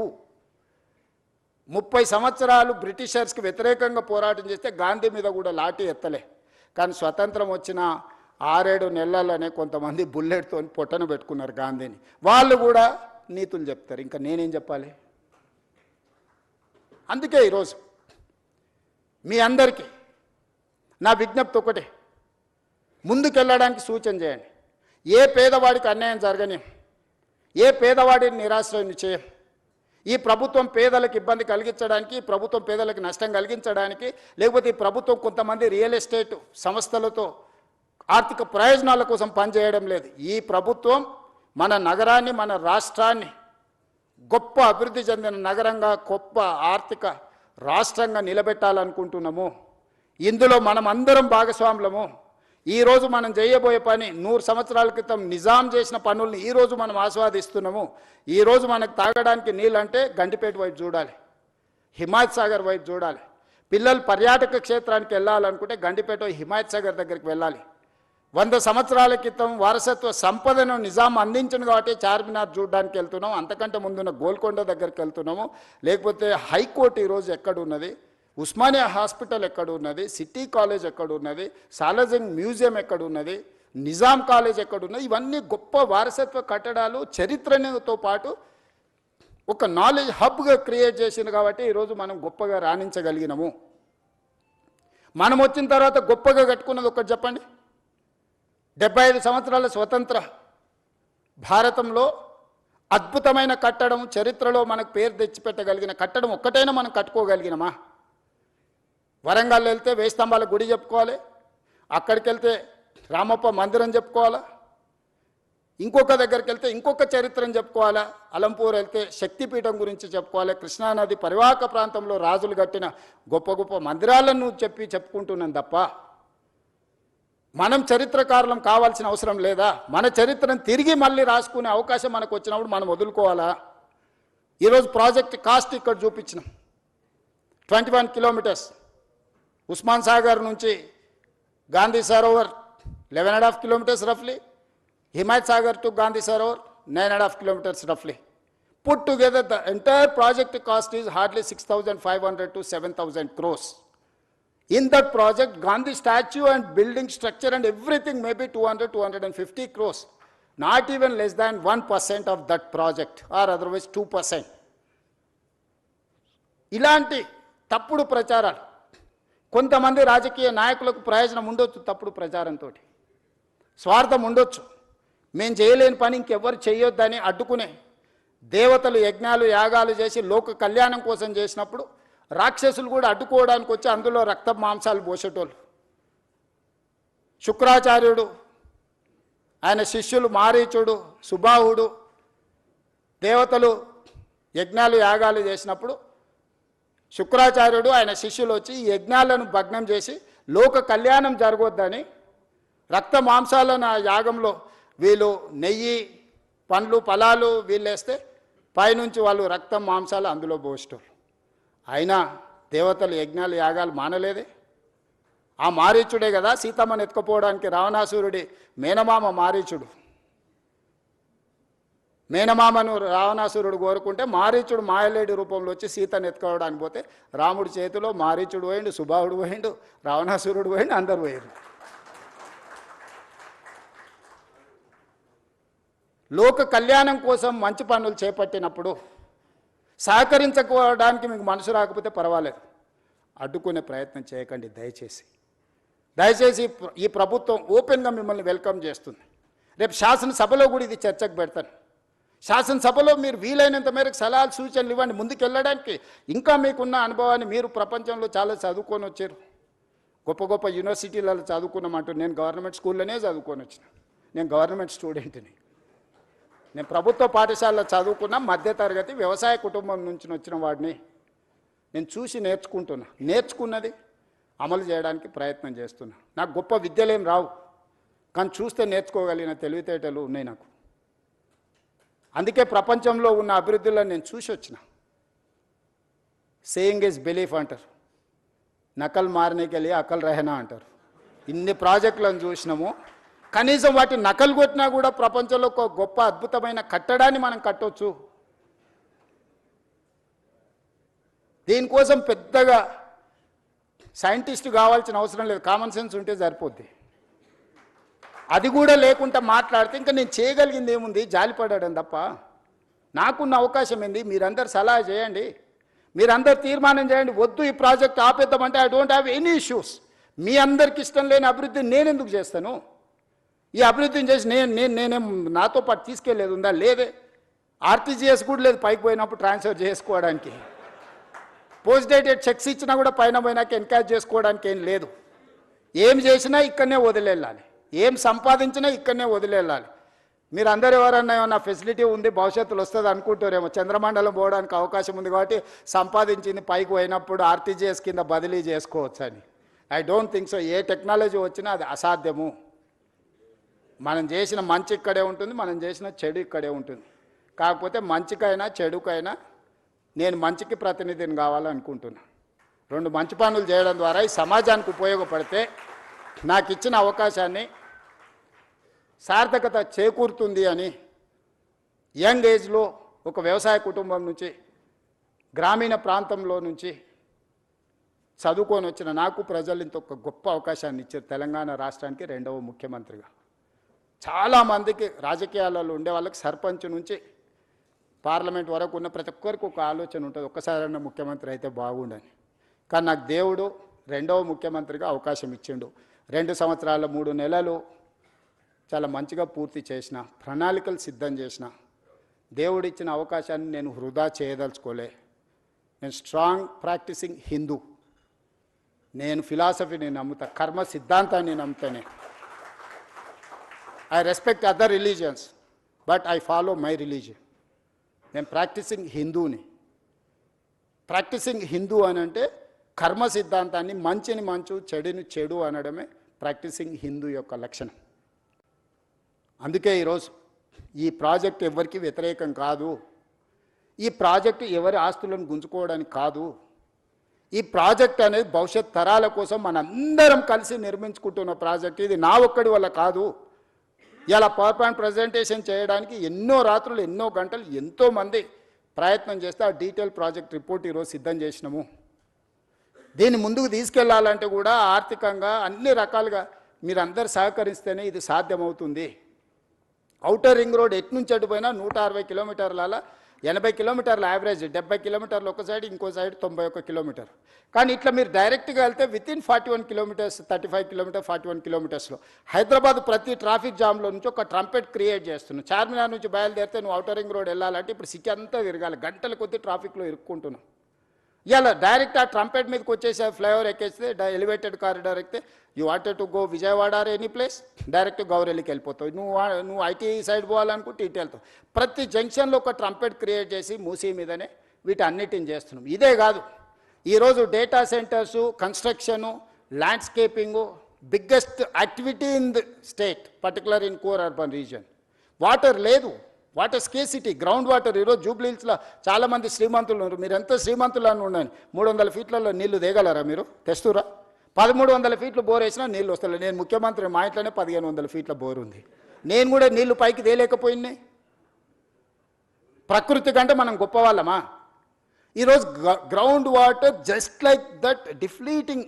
ఈరోజు యావరేజ్గా 1300-1400 ఫీట్లు ఈరోజు బోర్ వేస్తే కానీ నీళ్లు పడని పరిస్థితి వచ్చింది నగరానికి. ఎందుకు? కాంక్రీట్ జంగుల్గా మారిపోయింది. ఎక్కడ గ్రౌండ్లో వాటర్ పర్కులేట్ అవ్వడం లేదు. భూమిలోకి నీళ్ళు వెళ్ళినప్పుడు భూమిలో నుంచి నీళ్లు మీరు ఎట్లా బయటికి తీస్తారు? ఈరోజు చెరువులు, కుంటలు, నాలాలు అన్ని ప్రక్షాళన చేసి నీటి ప్రవాహాన్ని స్థిరీకరించి మూసీ నదిలో నిరంతరం నీళ్లు పెడితే గ్రౌండ్ వాటర్ పెరుగుతుంది. ఈరోజు ఇల్లు కట్టుకునేటోళ్ళకు కూడా వాటర్ హార్వెస్టింగ్ మ్యాండేట్ చేసినాం. రోడ్డు మధ్యలో హార్వెస్టింగ్ వెల్స్ ఈరోజు కన్స్ట్రక్షన్ చేస్తున్నాం. నీళ్లను ఒడిసి పట్టుకోవాలని ఒక విధానాన్ని తీసుకొచ్చిన హైదరాబాద్ నగరంలో నీళ్లు మీరు ఎక్కడ లోపలికి పోయి తెచ్చినా కొద్దిగా అందులో కాలుష్యం ఎక్కువ ఉంటుంది. బియాండ్ ఏ పాయింట్ మీరు బోర్ డ్రిల్ చేసి వాటర్ తెస్తే ఆ వాటర్ దేనికి పనికి ఉపయోగం ఉండదు. అదేవిధంగా కన్స్ట్రక్షన్కు మనం అత్యధికంగా ఖర్చు పెట్టి, ఇంతకుముందు వెంకట నరసింహారెడ్డి గారు చెప్పారు, కృష్ణా నది నుంచి, గోదావరి నది నుంచి మనం హైదరాబాద్ నగరానికి తెచ్చే నీళ్లను పరిశ్రమలకు ఇచ్చినా, నిర్మాణ సంస్థలకు ఇచ్చినా 1 KLకి 180 రూపాయలు ఛార్జ్ చేస్తున్నాం అన్నాడు. ఇవాళ వాటర్ ట్రీట్ చేసి ఎస్టీపీల ద్వారా ఈ వాటర్ని తిరిగి వినియోగించుకుంటే 70 నుంచి 80 రూపాయలు 1 KLకి, అంటే మోర్ దాన్ 60% వాళ్ళ కాస్ట్ కట్టింగ్ చేయడానికి ఉంది. ఈరోజు వేలాది కోట్ల రూపాయలు, దాదాపుగా 2-3 లక్షల కోట్ల రూపాయలు మా శ్రీధర్ బాబు గారు డేటా సెంటర్స్ ఇన్వెస్ట్మెంట్ తీసుకొచ్చిన last 2 years. They need water. పర్టికులర్గా గ్రే వాటర్ ఇవ్వగలిగితే, ట్రీటెడ్ వాటర్ ఇస్తే వాళ్ళకు ఇన్వెస్ట్మెంట్ ఇన్సెంటివ్స్ ఉన్నాయి ప్రపంచంలో. సో ఈరోజు మనం ఆ వాటర్ని ఎస్టీపీల ద్వారా ఈ వాటర్ని విడిచిపట్టుకొని ఈ మూసీ నది ఎంబడే ట్రంక్ లైన్లు, రిజర్వాయర్స్, వాటర్ రిజర్వాయర్స్ చేసి మనం పంపింగ్ చేసి వాటికి నీళ్ళు ఇస్తే వేలాది కోట్ల రూపాయల పెట్టుబడులే కాదు, రాష్ట్రానికి కూడా లక్షలాది కోట్ల రూపాయల పెట్టుబడులు వస్తాయి. రాష్ట్రానికి 1000 కోట్ల రూపాయల ఆదాయం వస్తుంది. ఇదంతా గ్రోత్ ఇంజన్ కింద మారుతుంది, రాష్ట్రం యొక్క ఎకనామిక్ యాక్టివిటీ మారుతుంది. అవుటర్ రింగ్ రోడ్ వేసినప్పుడు కూడా కొందరు భూములు పోయినాయి, పోలేదా? శంషాబాద్ ఎయిర్పోర్ట్ కట్టినప్పుడు కూడా కొంతమంది భూములు కోల్పోయినాయి. ప్రకాష్ గౌడ్ ఎమ్మెల్యే గారు ఉన్నారు, ఆ ప్రాంతానికి 4 సార్లు ఎమ్మెల్యే. ఈ భూములని పోయినప్పుడు వాళ్ళని ప్రభుత్వం ఒక మానవీయ కోణంలో ఆదుకునే ప్రయత్నం చేసింది, నష్టపరిహారాన్ని ఇచ్చినాం. ఈరోజు ఇంకా నేను అత్యధికంగా ఇస్తా అంటున్నా. ఆ రోజన్నా చాలా కన్జర్వేటివ్గా ఆ రోజున్న ఫైనాన్షియల్ కన్స్ట్రెయిన్స్లో ఎక్కువ ఇవ్వలేకపోయినారు. ఈరోజు సంపూర్ణంగా మనం అందిద్దాం అనుకుంటున్నాము. ఏం ఖర్చు పెడతామో చెప్పండి, హౌస్లో ఓపెన్ డిబేట్ చేద్దాము. పర్ పర్సన్ ఏమిద్దామో మీరు చెప్పండి. హార్డ్లీ 10,000 ఫ్యామిలీస్ ఉన్నాయి ఇప్పుడు ఈ మూసీ నది పరివాహక. మేము ఆల్రెడీ ఎన్యూమరేట్ చేసినాం. 4 నెలలు ఇంటింటికి వెళ్ళి ప్రతి దగ్గర ఆ ఇంటి వివరాలు అన్నీ రాసుకొచ్చి డేటా కలెక్షన్ చేసిన 4 నుంచి 5 నెలలు కొన్ని వందల మంది అధికారులను మూసీ నది పరివాహక ప్రాంతంలో ఉన్న పేదల యొక్క వివరాలు అన్నీ సేకరించిన. చాలామంది ఏమనుకుంటారు, ఏం లేదు జస్ట్ తెచ్చి కూలగొట్టాలనుకుంటున్నాను. తప్పు. ప్రతి పేదవాడి వివరాలు నా దగ్గర ఉన్నాయి. మూసీ నది పరివాహక ప్రాంతంలో నిరాశ్రయుల వాళ్ళు ఎవరున్నారు, వాళ్ళ కోసం డబుల్ బెడ్రూమ్ ఇండ్లు ఏవైతున్నాయో 10,500 ఇండ్లు కేటాయించిన. అయితే వాళ్ళకు కన్సర్న్ ఎక్స్ప్రెస్ చేశారు, మాకు ఇక్కడ ఉపాధి ఉన్నది, మేము చిన్న చిన్న పనులు చేసుకుంటాం, మేము ఇళ్లలో పని చేసుకుంటాం, మమ్మల్ని తీసుకెళ్ళి అక్కడెక్కడో వేస్తే మాకు ఈ పని పోతుంది, మాకు ఉపాధి పోతుందని నాకు సానుకూలంగా అనిపించింది. అందుకే ఎక్కడికక్కడ ఏరియాలు ప్రభుత్వ భూములలోనే వాళ్ళకి ఇండ్లు కట్టి ఇవ్వాలని ఈరోజు మా బట్టి విక్రమార్క గారు ఆ సంఘాలు వస్తే జన ఆందోళన సంఘంతో కూర్చొని వాళ్ళకి హామీ ఇచ్చిండు. ఈరోజు అంబర్పేట ఎమ్మెల్యే, అంబర్పేటలో 150 ఎకరాల భూమి ఉంది. ప్రభుత్వ కార్యాలయకు పోలీస్ అకాడమీ ట్రైనింగ్కి పోను. ఆ అంబర్పేట శాసనసభ నియోజకవర్గంలో మూసీ నది ఒడ్డున ఉన్న వాళ్ళందరినీ 20-25 ఎకరాలలో అక్కడ వాళ్ళకి ఇళ్లతో పాటు పాఠశాల కట్టి వైద్య సదుపాయాలు అందించి వాళ్ళకు ఒక మంచి ఒక క్వాలిటీ ఆఫ్ లైఫ్ని ఇవ్వాలని ఈరోజు మేము ప్రణాళికలు చేస్తున్నాం. ఈ పరివాహక ప్రాంతంలో ఎక్కడెక్కడైతే ప్రభుత్వ భూములు ఉన్నాయో ఆ భూముల్లోనే వాళ్ళకు నివాస స్థలాలు ఏర్పాటు చేయడమే కాకుండా వాళ్ళ పిల్లలకు చదువుల కోసం పాఠశాల, వాళ్ళకు వైద్యం అందించి ఆ పక్కనే వాళ్ళకు ఉపాధి కల్పించడానికి ప్రయత్నం చేస్తాం. असदुद्दीन ओवैसी गाరు, अकबरुद्दीन ओवैसी गाరు వాళ్ళు మాట్లాడినారు, వాళ్ళ ఎమ్మెల్యేలు బలాల గారు ఎమ్మెల్యేలు అంతా మాట్లాడినారు. सर आप यहाँ हमारे जितने भी लोग हैं यहाँ छोटे मोटे काम करके जी लेते हैं, उन लोगों को आप दूर दूर लेके गए तो मुश्किल हो जाएंगे, हमारे लिए तकलीफ है. उनके सुझाव हम लिए. आने वाले दिनों में हम जहाँ वहाँ जो असेंबली एरिया में जो मूसी के अगल बगल में जितने भी लोग हैं वहाँ का वहीं हम लोग उन लोगों को जगह ढूंढ कर घर बना के देंगे. हम लोग, हम क्यों ऐसी सड़क पे छोड़ेंगे, हम उनके परिवार है. वो सब लोग चाहे तो मैं मुख्यमंत्री बने, उन लोगों को दुखी देने के लिए, नुकसान करने के लिए हम मुख्यमंत्री नहीं बना. मैं उन लोगों को वो मेरा मुझे चाहता है, वो लोग दुआ दिए वो लोग, इसीलिए आज मुख्यमंत्री 2 साल मैं कामयाब हो गए. उन लोगों को क्यों मैं नुकसान पहुंचाने के लिए मैं कोशिश करता हूं. क्या दुश्मनी है उन लोगों से, गरीब लोगों से मेरा क्या दुश्मनी है.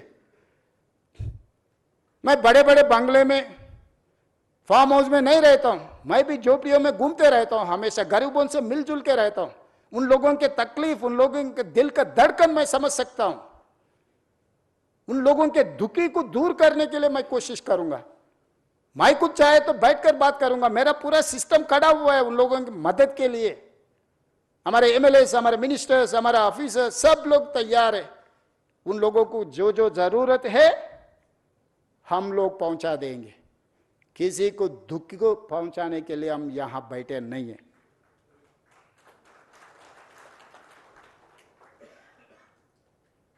लोग समझ रहे होंगे अरे यहां पर कुछ बना है, अरे रेवंत रेड्डी जी रियल एस्टेट के लिए सोचता है. हाँ जरूर सोचता हूं, क्यों नहीं.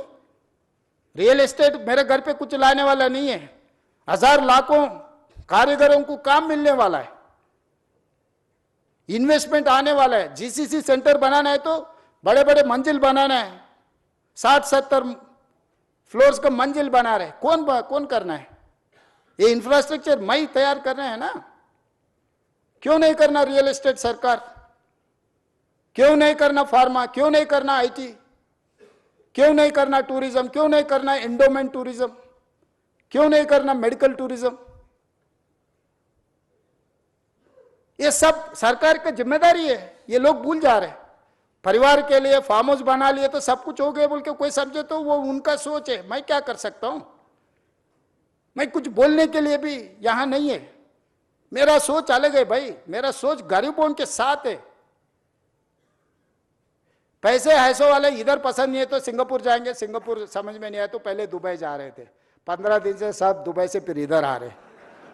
देखो हकीकत, पहले बोल रहे थे अरे हैदराबाद क्या है, हैदराबाद है, दुबई देखो। अभी बोल रहा है भाई Hyderabad is safest place. Why? Because when war was going on, Operation Sindoor, India, Pakistan, that time you have organized Miss World in Hyderabad with safe.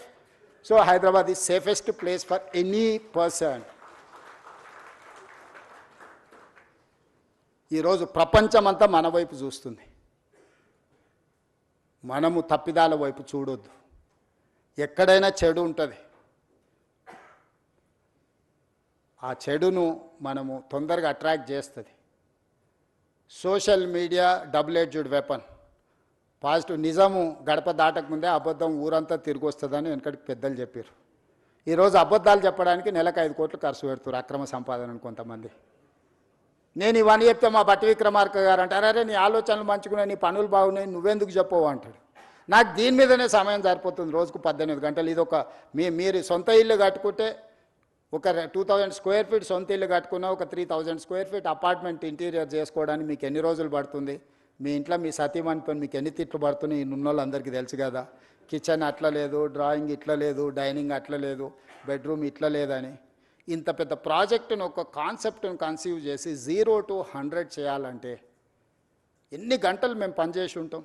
ఇన్ని గంటలు చేసేటప్పుడు పేదవాడి బాధను మేము అర్థం చేసుకోకుండా చేస్తామా?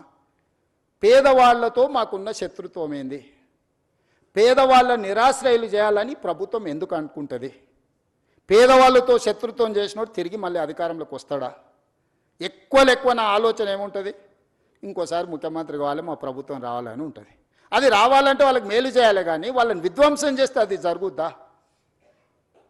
ఎవరైనా కామన్ సెన్స్ ఉన్న any politician is going to commit such type of activity.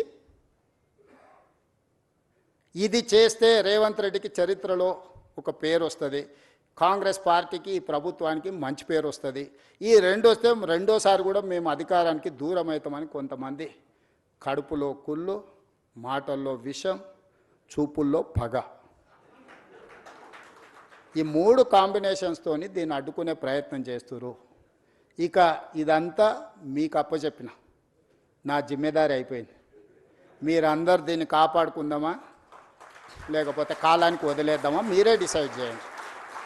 ఎందుకంటే మీ అందరు మెజారిటీ అభిప్రాయం లేకుంటే నేను ముందుకు వెళ్ళదలుచుకోలేదు.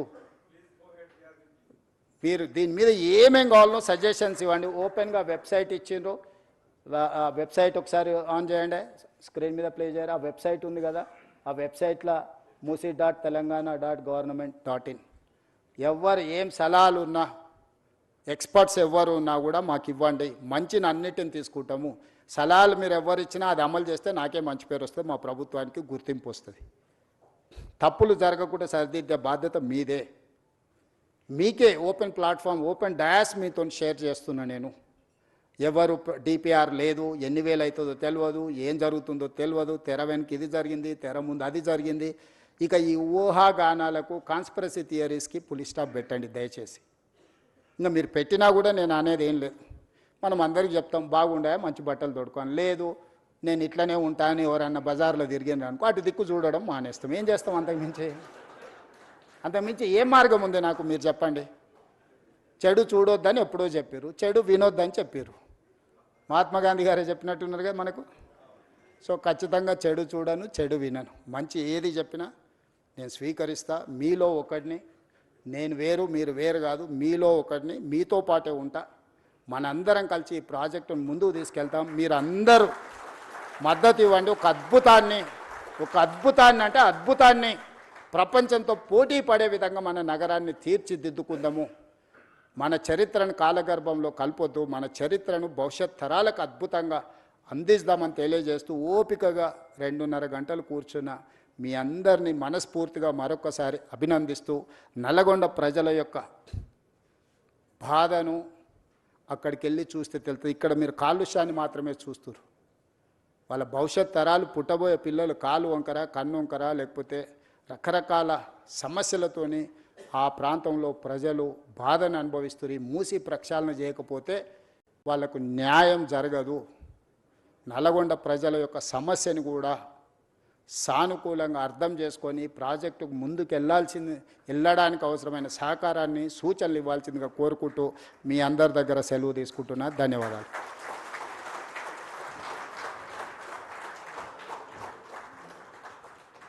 Check. Sir, thank you very much for caring for the citizens of this city and thereby the state with your long-term vision and your relentless effort. Can we give a big round of applause for the Honorable Chief Minister of the state Telangana? This was really impactful, and I request everybody here, all the delegates and special guests here, to tweet about today's event, and whatever, if you have recorded, to tweet it. Let's take this vision of rejuvenating River Musi forward. Requesting all of you to tweet this on all the social media platforms. Thank you very much. Dinner is arranged for every one of you here. Kindly indulge in dinner before you all leave. Thank you very much for this opportunity. Signing off, your show host Sharmila Kasala. Jai Hind, Jai Telangana. Thank you.